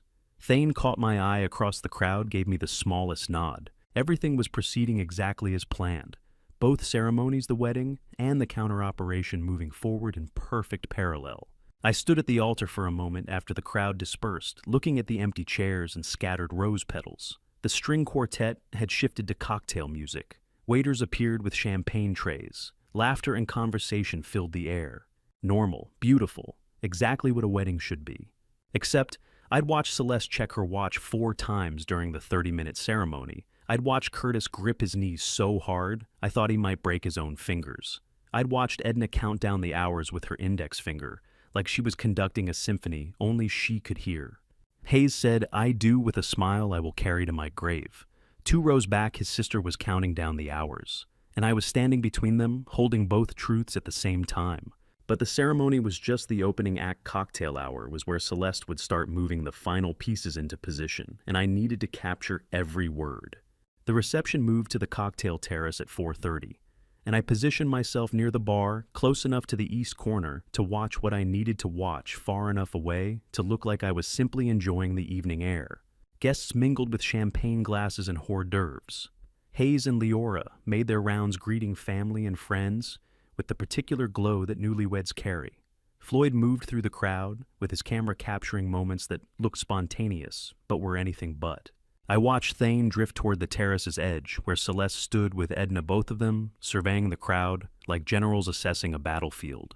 Thane approached casually, his phone in his jacket pocket, where I knew the recording app was running. He had activated it 5 minutes ago with a simple tap, legal under New York's one-party consent law, as long as he participated in the conversation. "Celeste?" He said naturally enough that nearby guests wouldn't notice anything unusual. "Have you seen the seating chart? I can't find my name anywhere."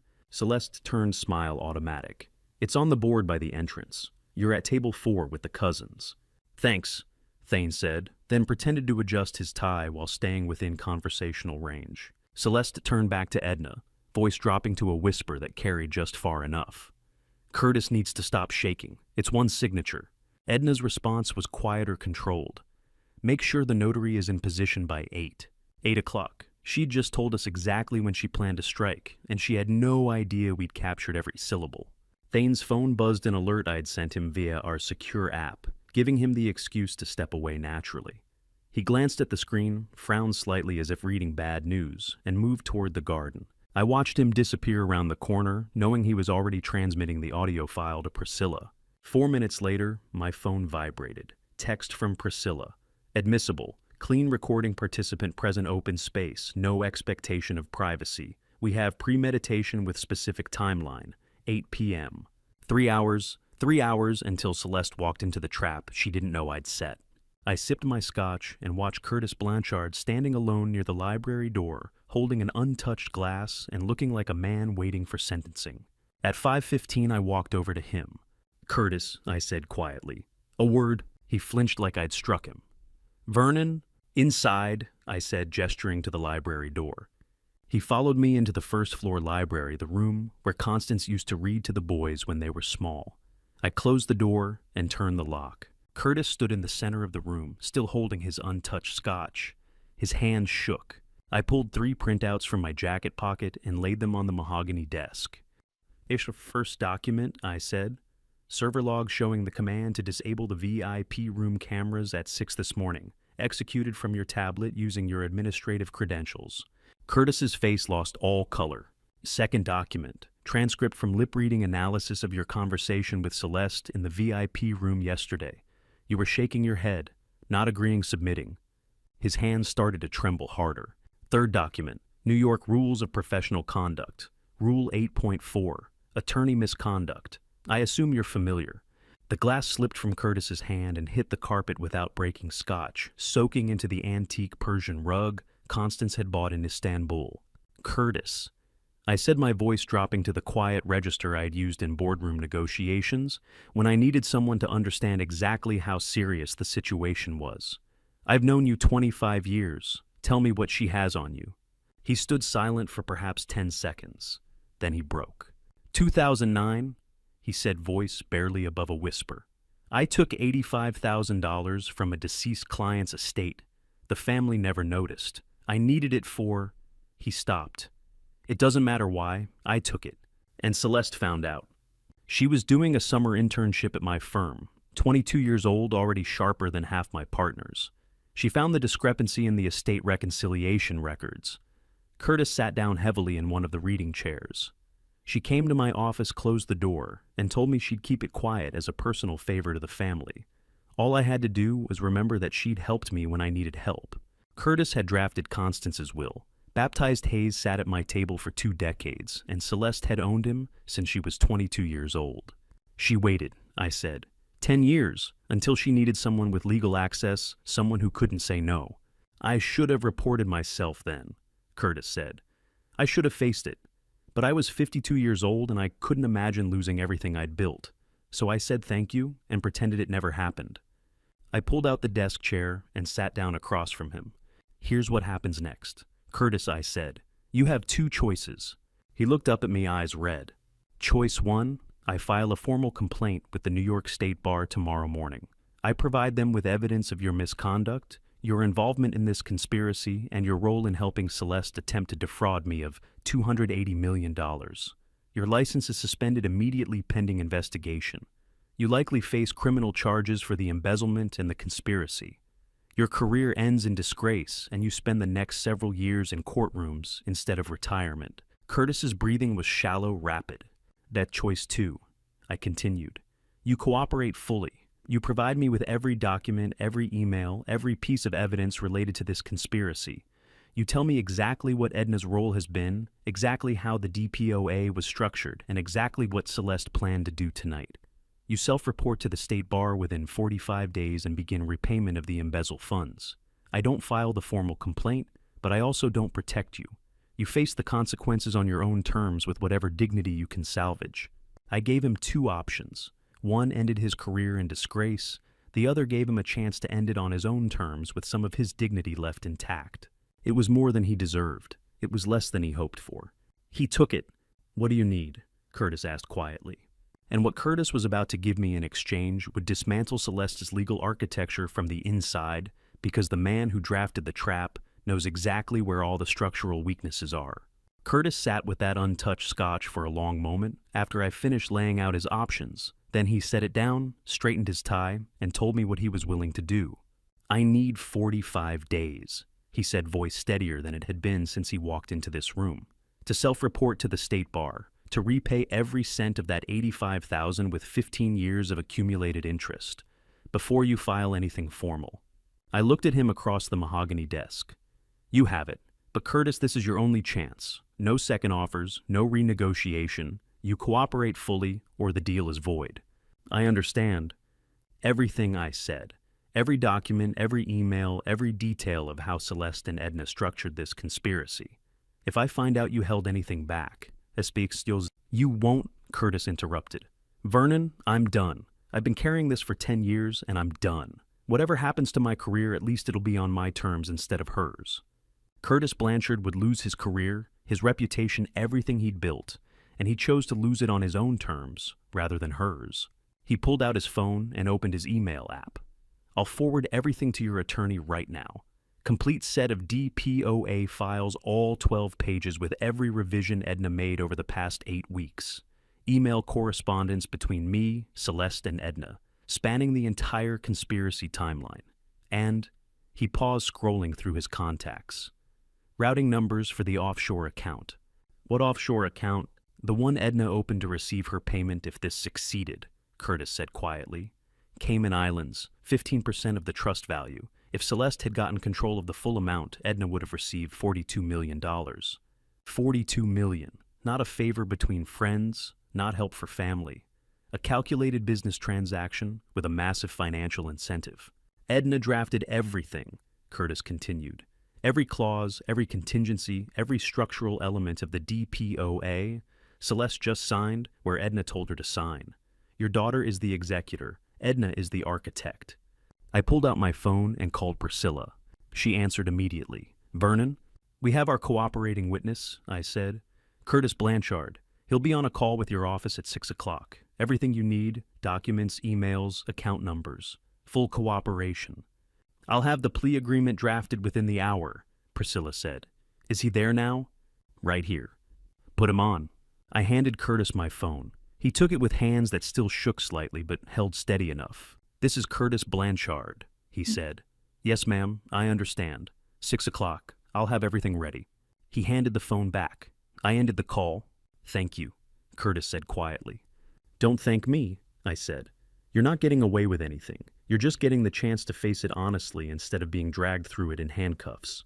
I know, he said, but that's more than I would have given myself. Before I tell you what happened in the next 90 minutes, if you're still with me, comment A or B and add one reason in 10 words or less. A equals Curtis made the right choice, or B equals I should have turned him in immediately. Quick note. Some details ahead are adapted for storytelling impact. The lesson matters most. Curtis left the library at 5:50.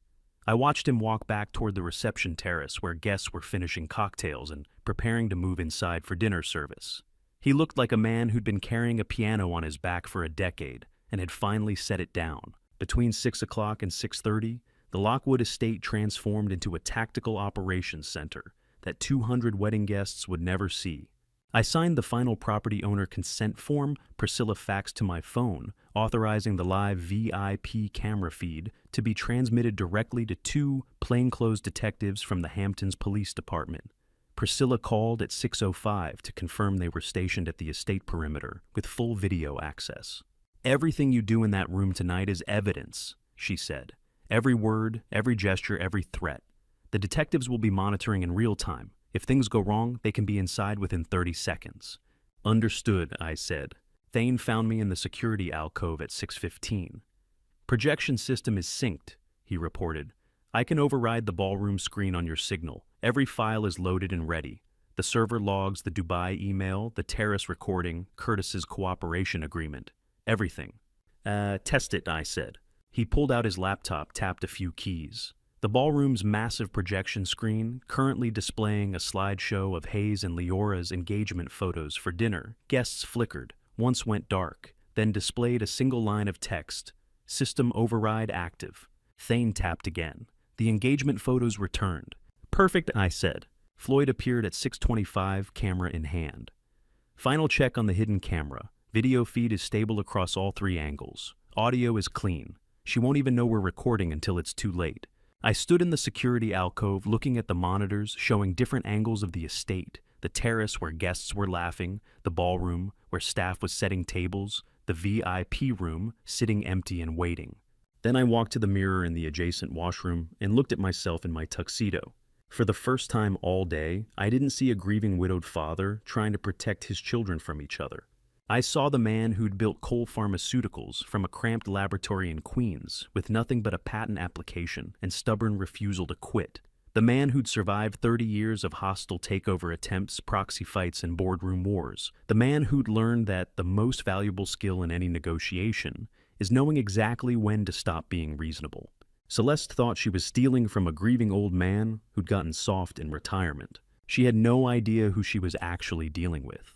30 years of boardroom warfare had taught me one unshakable truth: never underestimate an opponent who has nothing left to lose.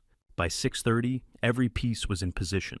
The only variable left was Celeste herself, and I had spent 30 years learning that the most dangerous assumption in any negotiation is that the other side will behave rationally. Rational or not, she would make her move soon, and I would be ready when she did. She found me at 7 o'clock, exactly standing at the second floor window, where Constance used to watch the ocean during parties. Celeste always did have a flair for staging. "Dad," she said, her voice warm with daughterly affection. "I've been looking for you." I turned from the window. The Atlantic stretched dark and infinite beyond the glass, the same view Constance had loved, the same view that would still be there long after tonight was over. "Just getting some air," I said. "It's been quite a day." Celeste crossed the corridor, her navy gown rustling softly. Her smile was genuine, or at least it looked genuine. Her shoulders were relaxed, her posture open. This was a woman who believed she'd already won. "I wanted to catch you before things get too hectic," she said. "Curtis prepared some trust renewal paperwork, just formalities really, but with everything that's been happening with the estate planning, we should probably handle it tonight while everyone's here." "Trust renewal," I repeated. "Standard stuff," she said, waving a hand dismissively. "Updating beneficiary language, clarifying distribution protocols. Curtis said it would take maybe 10 minutes. We can handle it after the toasts around 8 in the study upstairs." She thought my medical crisis would happen at 8. She thought I'd be confused, disoriented, vulnerable enough to sign anything she put in front of me. The confidence in her voice told me everything I needed to know. 8 o'clock works perfectly," I said. Her smile widened. "Perfect. I'll let Curtis know. You should get back to the party Hayes was asking about you." She squeezed my arm affectionately and walked back toward the ballroom, her heels clicking against the hardwood. I waited until she disappeared around the corner, then walked to the restroom at the end of the hall and locked the door. 3 encrypted texts sent in rapid succession. To Priscilla, North Wing, second door, 1955, bring everything. To Floyd, showtime at 2000. To Dr. Upshaw, confirm protocol 7. All 3 responses came back within 30 seconds. Confirmed, ready, standing by.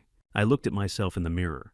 70 years old tuxedo, perfectly pressed boutonniere, still straight. The same face I'd seen this morning at 6, but now there was something different in the eyes. 30 years of preparation distilled into the next 60 minutes. Constance stood at this exact window in 1998, watching storm clouds over the Atlantic. "The ocean doesn't negotiate, Vernon," she'd said. "It just takes what it wants." I pocketed my phone and returned to the ballroom. Dinner service was underway.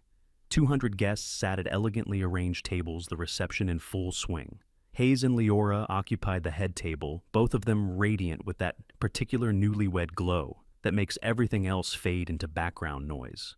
I took my seat at the family table, Thane on my left, Celeste 2 seats down, Edna and Curtis across from us. Celeste checked her watch, 7:32. 3 minutes later, she checked it again, 7:35. Another 3 minutes, 7:38. She was counting down, making sure the timeline held, making sure everything stayed on schedule for the 8 o'clock trap. Edna leaned toward Curtis and whispered something I couldn't hear. Curtis nodded, his hand going to his tie, adjusting it nervously. They were synchronized, coordinated, operating on the same internal clock. "Dad, you feeling all right?" Hayes asked from the head table, his voice carrying concern. "You've barely touched your plate." "And saving my appetite for what comes next," I said and smiled at him. Hayes laughed, turning back to Leora. He had no idea. None of them did except the 3 people at this table, who were counting down the minutes until they thought they'd own everything. I watched Curtis's micro-expressions, the nervous swallow, the way his eyes wouldn't quite meet mine, the slight tremor in his hands when he reached for his water glass. Curtis had flipped. He'd given me everything, but Celeste and Edna didn't know that yet. Edna sat with perfect posture, hands folded in her lap, the picture of elegant composure. But I'd spent 30 years reading people across negotiating tables. I saw the predatory patience in the set of her jaw, the calculation in the way she tracked Celeste's watch checking. 7:45. The ballroom chandelier, 18,000 crystals installed. The summer haze was born, cast fragments of light across the polished silver and white linens. Each refraction, a countdown. Each sparkle marking another second closer to 8 o'clock. Staff cleared the dinner plates. Dessert appeared. Coffee was poured. 7:48. Celeste's phone buzzed. She glanced at it, typed a quick response, set it down. 7:50. 10 minutes to 8. I looked across the ballroom at Floyd, positioned near the entrance with his camera. He caught my eye, gave the smallest nod. "Everything ready." Thane sat beside me, calm and steady, his phone in his pocket, with the projection override app loaded and waiting. Hayes stood at the head table, tapping his champagne glass for attention. I just want to say a few words before we start the dancing. He began, his voice carrying across the ballroom. The room quieted. 200 guests turned their attention to the groom. This has been the best day of my life. Hayes set his arm around Leora's waist. And I'm grateful to everyone here for being part of it, especially my family, my brothers, my sister, my dad. Mom would have loved this. Celeste's smile never wavered. She applauded with everyone else, the perfect sister, the perfect daughter. But when Hayes sat down and the applause faded, she caught my eye across the table. And she tapped her watch, once, deliberately, with a smile that said she knew exactly what was coming in 10 minutes. She thought she was signaling my imminent collapse. She thought the tap was a countdown to my confusion, my vulnerability, my desperate signing of whatever documents she put in front of me. She had no idea I'd been reading that gesture differently. She had no idea that every watch check, every whispered coordination with Edna, every nervous glance from Curtis had been captured, documented, recorded. She had no idea that the detectives monitoring the live camera feed had been watching her count down for the past 3 hours. She had no idea what was waiting for her in that study upstairs. 10 minutes to 8. Celeste's smile widened as she tapped her watch. She thought she was counting down to my surrender. She had no idea she was marking the seconds until her own empire turned to ash. The VIP room door closed behind me at 8 o'clock, and Celeste's smile vanished as if someone had cut the power. The transformation was instant complete. The warm, daughterly affection from the corridor 30 seconds ago disappeared, replaced by something clinical and focused. She locked the door with a quiet click that seemed very loud in the silence. "Dad," she said, her voice different now, flatter, more controlled. "Have a seat."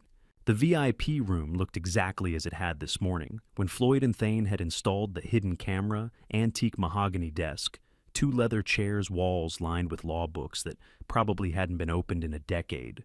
The window overlooked the garden, where guests were still celebrating 2 floors below. I remained standing. Celeste moved to the desk and placed a thick document on the polished surface. 12 pages perfectly bound, exactly as Curtis had described. "This protects your assets if your health changes," she said, her tone shifting into what I recognized as her CFO voice, the one she used in boardrooms when explaining quarterly projections. Dr. Upshaw documented some concerns about cognitive function. Nothing serious yet, but enough that we should have proper safeguards in place. What concerns Celeste? She pulled a second document from the folder, the psychiatric evaluation. Dr. Upshaw's signature at the bottom, declaring me mentally incompetent. "Episodes of confusion," she said smoothly. "Difficulty with recent memory, the kind of things that happen naturally at your age, but that require legal protections to ensure the family trust is managed properly." I looked at the document, then at her, then back at the document. I see," I said. She slid a heavy pen across the mahogany. It stopped precisely between us, an offering and an ultimatum simultaneously. "Eddie, just sign Dad," she said. "Let's not make this harder than it needs to be." I picked up the document and read the first page slowly. Grant of authority to Celeste Marie Lockwood. Immediate activation upon signature. Full control of all trust assets. The unsigned DPOA sat between us like every unspoken betrayal from 30 years each clause, a decade of her learning how little she thought I noticed. "You've put a lot of work into this," I said. "It's for your protection?" "Curtis drafted this," I asked, though I already knew the answer. "Curtis prepared the legal framework, yes, with Edna's consultation." I set the document down without picking up the pen. Silence filled the room. 1 minute, 2, 3. Celeste's composure began to fracture. Small tells, a tightness around her eyes, the way her fingers drummed, once against the desk, the barely perceptible shift in her weight. "Dad," she said, and now there was an edge in her voice. "I need you to sign this." "Why?" "Because I'm trying to protect you." "From what?" She pulled out her phone, tapped the screen, turned it toward me. The video showed a pharmacy counter, date stamp 3 weeks ago. The camera angle was from above security footage probably obtained through some contact she'd cultivated. And there I was, standing at the counter, talking to the pharmacist. The audio was muffled but clear enough, my voice asking if they still had Constance's prescription on file. The pharmacist's gentle response that Mrs. Lockwood had passed away 2 years ago. My confusion, my apology, my quiet exit. Celeste let it play for 15 seconds, then stopped it. I post this to the board, she said quietly, and they pull your honorary seat. I send it to the press and they write the cognitive decline story. 30 years of reputation gone in 48 hours. Or you can sign this document, ensure the trust is properly managed, and avoid all of that. She had filmed me whispering Constance's name to a pharmacist and weaponized widowhood. I looked at the phone, then at Celeste. Then I raised my eyes for precisely 1 second toward the corner molding where Floyd's camera sat invisible to anyone who didn't know it was there. Then I fixed my gaze back on my daughter. Is that all? I asked. The question landed like a stone in still water. Celeste's expression flickered confusion, then something that might have been fear. All, she repeated. Dad, you don't understand what I'm... Is that all you have? I asked again, my voice completely calm. A video of a widower asking about his wife's prescription. It shows cognitive decline. It shows you can't manage. It shows grief, I said. It shows a man who spent 38 years married to someone and occasionally forgets she's gone. That's not dementia, Celeste. That's widowhood. Her hand tightened on the phone. The board won't see it that way, she said, but her voice had lost its certainty. The board will see a daughter trying to exploit her father's grief, I said. They'll see someone who secretly recorded a private moment and tried to turn loss into leverage. I'm not signing your document, I said. The silence that followed was different from the earlier quiet. This one had weight, had consequence. Celeste stared at me, and I watched her recalculate. Watched her realize that the leverage she'd been so confident about wasn't working. Watched her understand that something had gone very wrong with her careful plan. Dad, she said, and for the first time tonight she sounded uncertain. You need to sign this. No, I said simply, I don't. She looked at the DPOA on the desk, at the pen lying untouched at me, standing immovable in front of her. What do you want? She asked finally. The truth, I said. How much debt are you carrying, Celeste? Her face went white. Her blackmail video showed a grieving husband at a pharmacy counter, asking for his dead wife's prescription because muscle memory outlasts loss. She thought she'd found dementia. I knew she'd revealed something far more dangerous. She had no idea what actual evidence looked like. The door opened without a knock at 8:18, and Edna Blanchard walked in like she'd bought the house that morning. She didn't look at me. Her eyes went straight to Celeste, and something passed between them, a signal, a confirmation, a transfer of control. Celeste, Edna said quietly, step back. Celeste's face flickered with something that might have been humiliation, might have been relief. She moved toward the window without argument. Edna turned to me, and I saw the woman who'd spent 20 years structuring billion-dollar acquisitions for investment banks. The social warmth from 11 Thanksgivings was gone. This was pure corporate predator. Vernon, she said, her voice carrying the particular precision of someone who'd spent decades in boardrooms. We're past negotiating. Edna, I said, I didn't expect you to handle this personally. Celeste needs a steadier hand. She glanced at my daughter, and the dismissal in that look was surgical. Celeste's face hardened, but she said nothing. Edna moved to the desk, picked up the DPOA, and set it back down between us with deliberate care. Here's what happens next, she said. You sign this document, or we file a contested guardianship petition Monday morning. Article 81, New York Mental Hygiene Law. The hearing will be public. Every detail of your mental health evaluation will be entered into the court record. Your grandchildren will read it. The press will cover it. And you will spend the next 6 months in depositions and psychiatric evaluations while your reputation disintegrates in real time. I looked at the woman I'd known for 11 years, the woman who'd sat at my table every Thanksgiving, who'd brought wine and stories, who'd cried at Constance's funeral. Or, Edna continued, you can sign this now quietly, and we handle the trust transition with discretion. No public hearings, no press, no courtrooms, just a smooth succession that protects everyone's dignity. Including yours, I said. Her eyes narrowed fractionally. This isn't about me. Isn't it? What's your cut? Edna 15%. 20. Something cold flickered across her face. You're confused. That's exactly what we're trying to address. 11 Thanksgivings. I'd watched Edna Blanchard carve turkey with surgical precision. I should have known she'd carve up a trust the same way. The petition is drafted, Edna said. The medical evaluation is attached. Curtis has the filing ready for Monday at 9 a.m. All that's missing is your signature on this document, which would make the petition unnecessary. And if I don't sign, then Monday morning you become a public spectacle, Edna said simply. Hayes and Leora will read about your cognitive decline in the New York Times. Thane will be deposed about incidents of confusion he's witnessed. Your grandchildren, when they're old enough to Google, you will find court records describing your mental deterioration. She paused, let that image settle. Or you can sign now and none of that happens. Celeste stood by the window watching. Her earlier confidence had returned now that Edna had taken over. This was the plan, Celeste as the face, Edna as the architect. One more thing, Edna said, her voice dropping even quieter. If you fight this in court, we'll subpoena your medical records, all of them, including the pharmacy visits, the prescriptions requested for a deceased spouse, the confused calls to doctors' offices. Every private moment of grief becomes public evidence. She had weaponized my widowhood. I looked at the DPOA sitting on the desk, 12 pages that would grant Celeste immediate control of everything I'd built over 30 years. Your grandchildren will read it, Edna repeated softly. Is that what you want Constance's legacy to be? She'd used my dead wife's name as leverage. I reached for the pen. Celeste's posture shifted relief, victory, vindication, all flooding through her at once. Edna remained perfectly still, perfectly controlled, watching.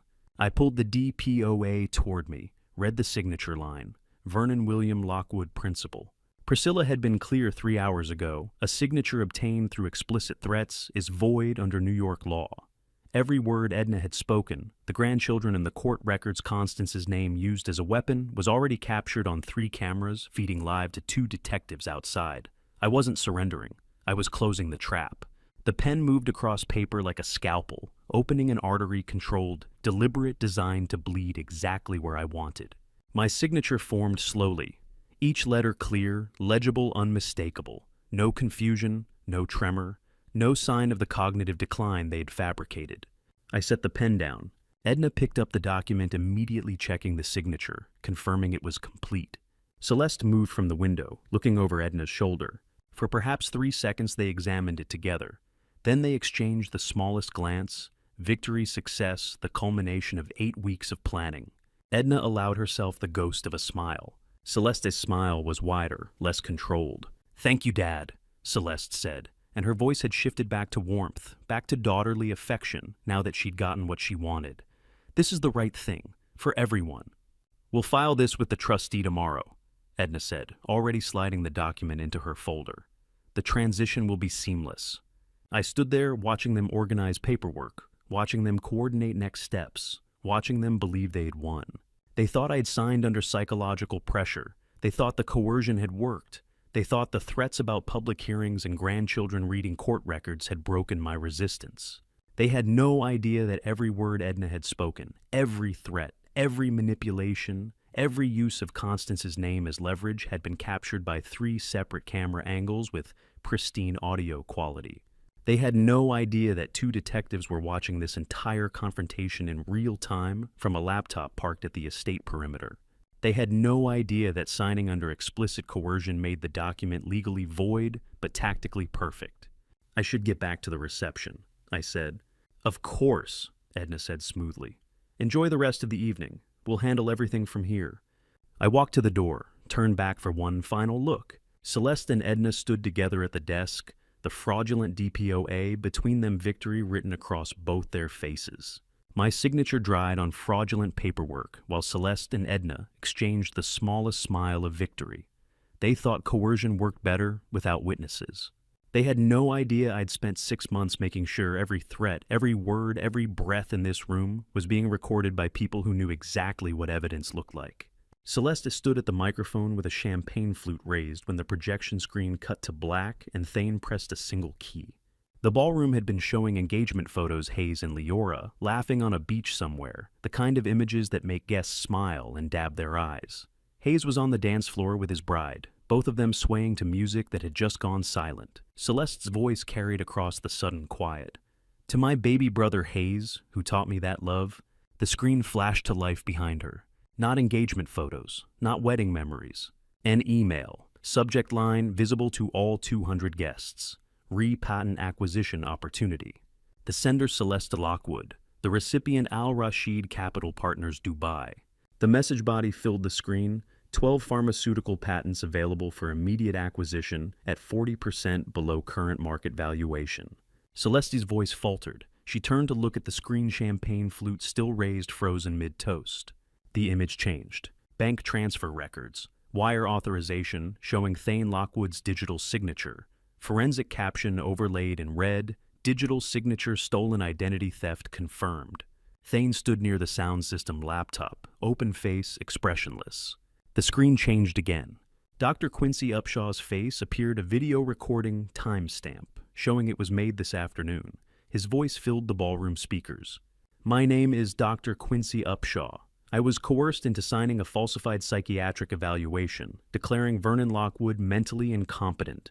Celeste Lockwood threatened to destroy my practice if I refused. Everything I signed was a lie. 200 guests sat in suffocating silence. The final image appeared on the screen. Live footage. The VIP room. 8:18 p.m., less than 30 minutes ago. Edna Blanchard's voice crystal clear. Sign it or we file the contested petition Monday. The hearing will be public. Every detail of your mental health evaluation in the record. Your grandchildren will read it. The camera showed me signing the document. Showed Celeste and Edna exchanging that small smile of victory. Celeste's face on stage went white. For perhaps 5 seconds no one moved. No one spoke. 200 people witnessing undisputed crime in real time. Then Curtis Blanchard stood up from table 8.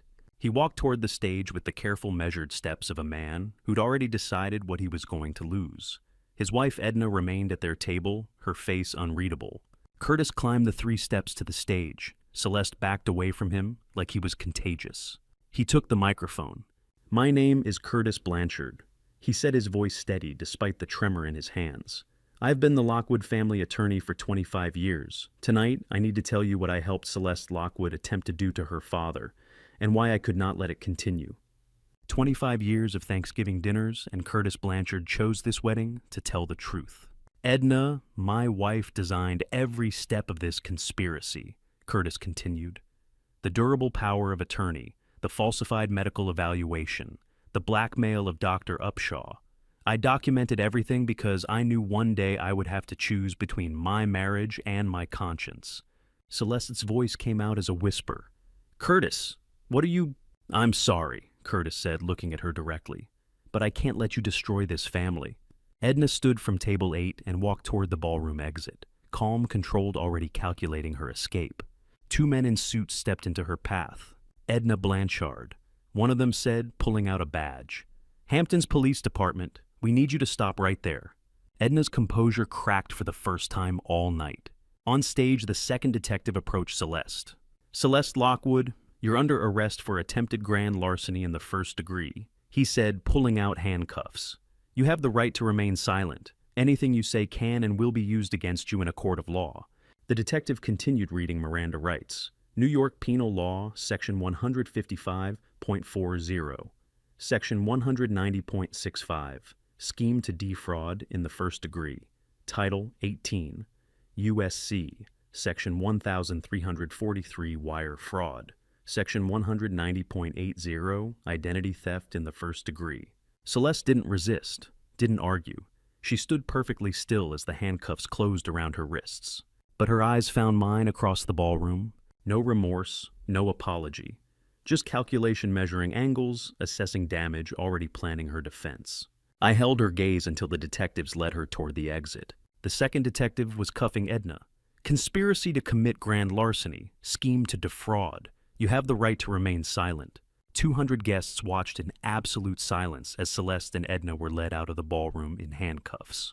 The doors closed behind them. Then the whispers started. Then the chaos. I walked out through the side entrance down the hall into the east corridor, where no one would find me. Except Hayes found me anyway. He appeared at the end of the hallway, still in his tuxedo, his face pale and devastated. Did you know? He asked. Yes, I said, I knew. How long? Long enough? He stood there, trying to process, trying to reconcile the sister who'd pinned his boutonniere this morning with the woman who'd just been arrested at his wedding reception. Why didn't you stop it earlier? He asked, voice breaking. Before tonight, before all these people? Because I needed her to choose, I said. I needed to be wrong about her. $280 million in assets, and what broke Hayes was not the money, but the sister he thought he knew. He took 2 steps toward me, then his face crumpled, and he collapsed against my shoulder, weeping like he hadn't since Constance died. A 30-year-old emergency room physician who'd seen every kind of trauma except this one. I held my son in a darkened corridor, while his sister sat in handcuffs 200 feet away, and understood that winning feels nothing like justice. The ballroom felt like a cathedral after an earthquake, 200 people frozen in their seats, the chandeliers still swaying slightly from when Edna had grabbed the doorframe on her way out in handcuffs.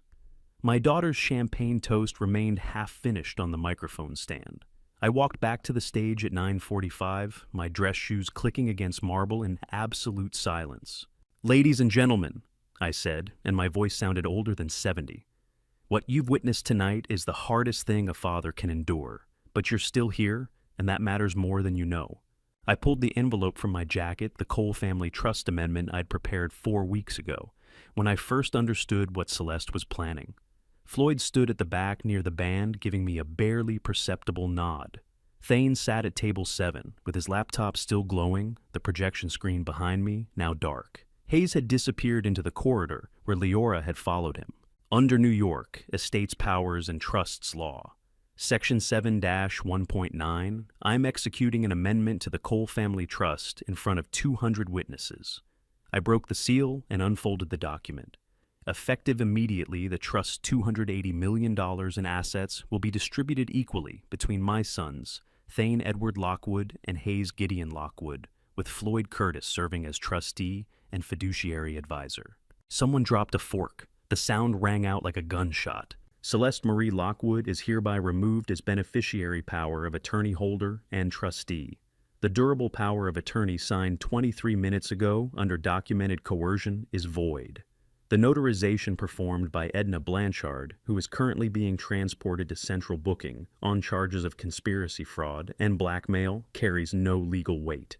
I looked directly at the camera Floyd had repositioned, the same one that had captured Celeste's confession in the VIP room. Some debts can't be paid in money. My daughter needed $47 million. I had it ready. All she had to do was ask her father instead of trying to destroy him. The silence broke. Whispers spread through the ballroom like wind through wheat. Hayes married the love of his life tonight. I continued, and my voice cracked on my youngest son's name. That's still true. That's still worth celebrating. So I'm asking you if you can find it in yourselves. Stay. Dance. Toast the couple who did nothing wrong except have a wedding on the worst night of their lives. I folded the amendment and handed it to Floyd, who'd walked up to witness and countersign. His hands shook slightly as he pressed his signature next to mine. "It's done, Vernon," he whispered. "It's finally done." The notary Priscilla had positioned near the entrance arranged 3 days ago. One detail among 100, stepped forward without being asked, and pressed her seal to the final page. The amendment was acknowledged, witnessed, and legally binding. But I knew better. Legal victory and actual resolution live in different countries. The band leader approached the stage uncertain. A woman in her 60s with kind eyes and a violin tucked under her arm. "Mr. Lockwood," she said quietly, "what would you like us to play?" I almost said nothing. Almost told her to pack up, that we'd destroyed enough beauty for one evening. Then I saw Hayes emerge from the corridor, his face blotchy and wet, Leora's hand in his. My son looked at me across 200 people, and a chasm of fresh grief, and I understood what he was asking. "Play their first dance," I told the band leader. "Play it like nothing happened." The music started Etta James' "At Last," and I watched my youngest son walk his bride onto an empty dance floor in front of guests who'd just watched his sister get arrested. Hayes pulled Leora close, and they swayed in the center of the ballroom while 200 people held their breath. Then slowly other couples stood. Floyd led his wife onto the floor. Thane took his girlfriend's hand. One by one, the guests chose to dance instead of flee to pretend that love could survive in the same room where betrayal had just imploded. I stood at the edge of the parquet and watched Hayes rest his forehead against Leora's, his shoulders shaking with either laughter or sobs. I couldn't tell which from 20 feet away. The boy who'd called me at dawn, asking if I was okay. The physician who'd chosen healing as a profession because he'd watched his mother die and couldn't save her. The son who'd never asked me for anything except to show up. Priscilla appeared at my elbow, her courtroom armor replaced by something softer. "You gave them a choice," she said. "Stay and dance or leave, and remember this is only tragedy. That's the gift, Vernon." It doesn't feel like a gift. It's not supposed to. Resolution never feels like victory. It just feels like surviving. The song ended, and another began. Hayes kissed Leora's temple and led her off the floor, walking directly toward me. I braced myself for collapse for accusation for the bill that comes due when you save your fortune, but lose your daughter. Instead, Hayes hugged me, hard and long, right there in front of everyone. "Thank you," he whispered into my shoulder, "for not letting her win completely." He pulled back, wiped his eyes with the heel of his palm, and returned to his bride. The dance floor filled again. The bartenders resumed pouring champagne. 200 people made the collective choice to continue a celebration that had been detonated from within, not because the trauma had resolved, but because continuing was the only answer left. I walked to the French doors and stepped onto the terrace where this had all started at dawn. The rose garden glowed under landscape lighting, perfect and oblivious. My phone buzzed a text from Floyd. "County confirmed both in custody. Arraignment Monday. You should see Constance's letter before you sleep tonight. The second page. She knew Vernon, she always knew." I looked back through the glass at Hayes dancing with colleagues at Thane, quietly packing up his laptop at the guests who'd transformed my son's wedding into a masterclass in resilient grace. Then I looked at Floyd's text and understood that the hardest conversation still waited in an envelope I'd been too afraid to finish reading. Resolution doesn't arrive in one moment. It comes in waves, and the second wave was about to hit. I slipped away to the library at 11 because I needed to hear Constance's voice one more time. The guests were still dancing. Thane had driven home, but Floyd's text had mentioned page 2 of Constance's letter, the part I'd been too afraid to read this morning in the rose garden. I pulled the letter from my breast pocket where I'd carried it for 17 hours. The paper had softened from body heat. I'd read the first page at dawn, her instructions about the trust amendment, the timeline she'd projected with eerie accuracy. But the second page had felt too intimate to absorb while preparing for war. Now, with my daughter in custody and my son still standing, I unfolded it under the library's banker's lamp. "Vernon, if you're reading this, it means I was right and I'm sorry. I'm sorry I couldn't fix her. I'm sorry you have to be the one. My wife had written this 2 years ago, 18 months before she died. Constance had known then what I'd refused to see, that our daughter had already chosen a path that would end here. I tried for 36 years. Every therapist, every intervention, every second chance.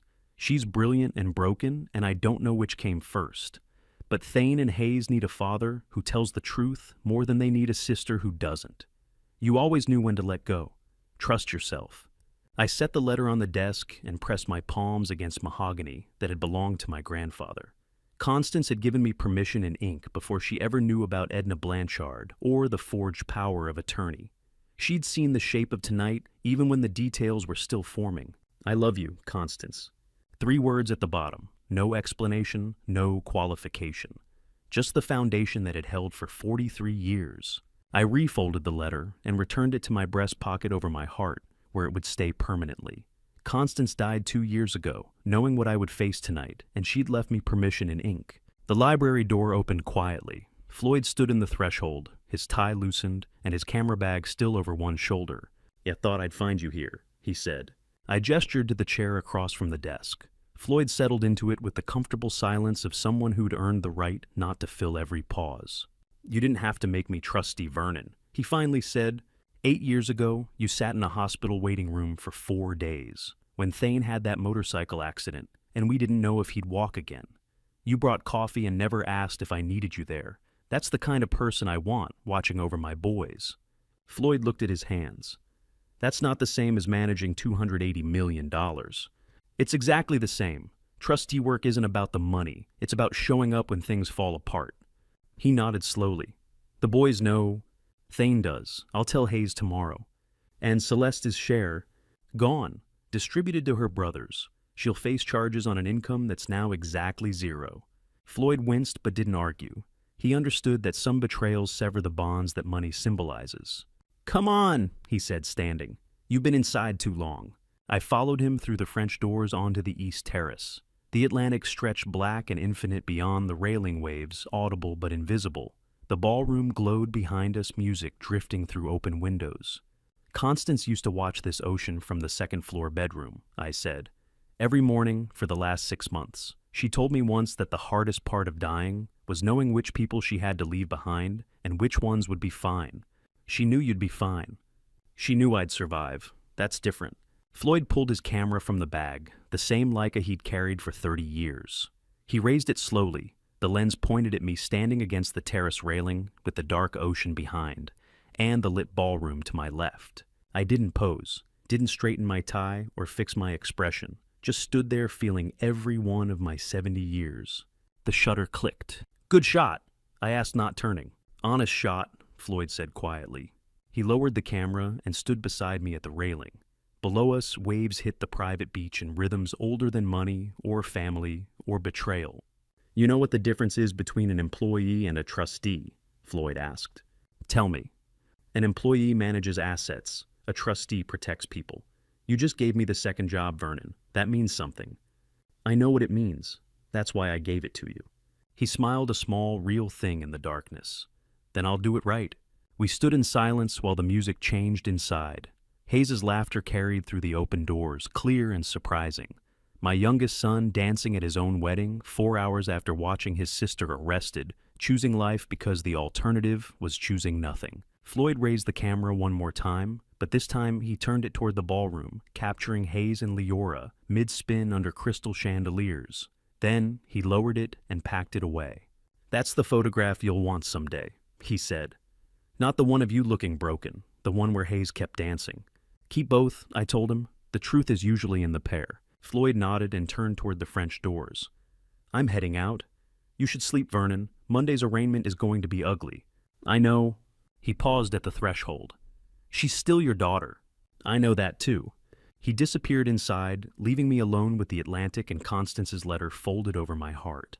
Somewhere in county lockup, Celeste was learning what cells looked like from the inside. Somewhere in the ballroom, my sons were learning how to stand upright when the foundation cracks. Floyd's shutter had clicked and caught something I couldn't have posed a 70-year-old man who just destroyed his daughter to save his sons, standing alone with his dead wife's wisdom folded over his heart. The photograph would never hang in any gallery, but it was the only honest record of what winning actually cost. Hayes appeared at 11:45, with Leora's hand in one of his and Thane's arm in the other. "One dance, Dad," he said, "for Mom." The ballroom had emptied to maybe 40 guests, the band packing instruments' chandeliers dimmed to half power. The band leader saw us and signaled her musicians. They unpacked one violin, one cello, Constance's song, the one from our wedding, 38 years ago. We formed a loose circle on the parquet, the four of us. Thane's hand on my shoulder, Hayes holding Leora close, me standing where Constance should have been. I closed my eyes and waited for some mystical presence, some sign she was watching. But there was only music and my sons breathing beside me, and the profound reality that when you love someone deeply enough, they don't depart. They integrate into the way you stand, the way you find your bearings, when there's no one left to ask. "She would have hated tonight," Thane said quietly, "and she would have been proud of you anyway." I opened my eyes.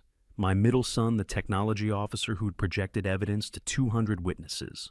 "Your mother knew 2 years ago what this night would cost," I told him. "She wrote me permission to do it anyway." The song ended. Hayes hugged me once more, shorter than before, steadier. "Get some sleep, Dad," he whispered. "You look like you aged a decade." "Only feels like 2, I said. They left together, the three of them, Leora's white dress glowing under dimmed chandeliers. I watched them go and understood that reconstituting a family means accepting the shape that remains, not mourning the piece that chose to leave. The last guest departed at 11:50. I stood on the entrance steps watching taillights disappear down the private drive, the Atlantic crashing invisible below. Floyd had left earlier. Priscilla had driven home. The estate belonged to silence and aftermath. Midnight struck a church bell from town 4 miles inland. Celeste's deadline. The moment when her forged power of attorney would have activated. The Cole Family Trust remained under my dominion. $280 million, 12 patents. Manhattan real estate, the Montana ranch. More valuable, 2 sons who knew the truth, a daughter-in-law who'd proven herself and Floyd's debt finally repaid. I pulled the notebook from my jacket, 23 days of contingency plans, legal strategies, timeline projections, every move I'd made, every counter I'd prepared. I tore out the first page and released it to the ocean breeze, then the second, then the third. The notebook pages scattered toward the Atlantic, like all the contingency plans I'd never need again, 23 days of tactical precision disappearing into salt air. By 12:07, my hands were empty. I walked inside, locked the French doors, and climbed to the bedroom where Constance had died 2 years ago, and I'd slept alone ever since. Tomorrow would bring lawyers and headlines. Tonight, I needed sleep. I woke at 6 a.m., same time, same room, same ocean view. Everything different, nothing moved. The particular cruelty of aftermath is that furniture doesn't rearrange itself to acknowledge what's changed. I made bad coffee and walked out to the front porch. I sat in the wicker chair where Constance used to read novels on Sunday mornings. The sun rose over the Atlantic in the same indifferent way it had yesterday and would tomorrow. Floyd's truck appeared in the drive at 6:15. He climbed out with 2 coffees from town and his camera bag. "Couldn't sleep?" I asked. "I slept fine. Thought you might want better coffee than whatever you made in there." He was right. I took the cup and tasted civilization. Floyd sat beside me and pulled out his phone. He scrolled for a moment, then handed it to me. "Good picture. The photograph from last night, me on the East Terrace backlit by ballroom glow, facing the black Atlantic with Constance's letter in my breast pocket and my daughter in handcuffs 200 feet behind me." "Honest picture," I said. I studied it, looked 1 year older, and felt 2 decades lighter. The arithmetic of letting go never balances on paper. My jacket rumpled tie, crooked posture of a man who'd won every tactical battle and paid the strategic price anyway. "You want me to delete it?" Floyd asked. "No, keep it. 20 years from now, when Thane asks what this night actually cost, show him that." Floyd nodded and pocketed the phone. We sat drinking coffee while the sun climbed higher, and the ocean continued its eternal work of demonstrating that everything ends and nothing stops. "The lawyers called," Floyd said eventually. "Arraignment's Monday at 9. They're charging her with conspiracy fraud, attempted theft, coercion, federal and state.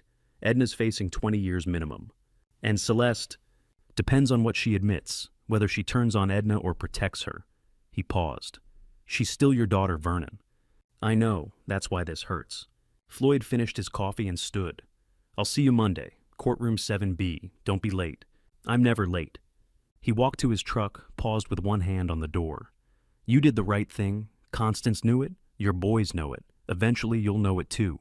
Then he drove away, leaving me alone with bad coffee and an honest photograph, and the sun rising over the same Atlantic that had witnessed 38 years of Constance and 1 night of Celeste.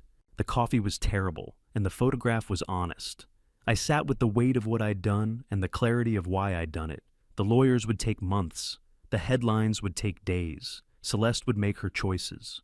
But that morning, with bad coffee and a good photograph, I finally understood what Constance had always known: the most valuable thing in any estate isn't what you leave behind. It's who you trust to protect it. Some battles choose you.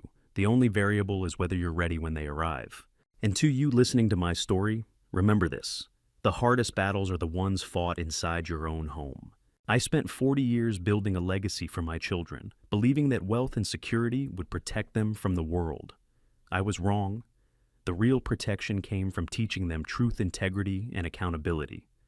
I wish I'd understood sooner that giving Celeste everything she asked for didn't prepare her to face the moment when she couldn't have what she wanted. That was my failure as a father, and I carry it still. Family betrayal is the deepest wound because it comes from the people who were supposed to stand beside you.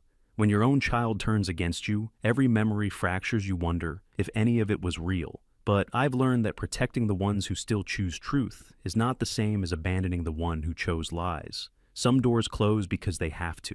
I believe God allows certain fractures so we can finally see who we're meant to protect and who we've been enabling. The hardest love is the kind that says no. If this story resonated with you, I'd be grateful if you'd share it with someone who needs to hear it.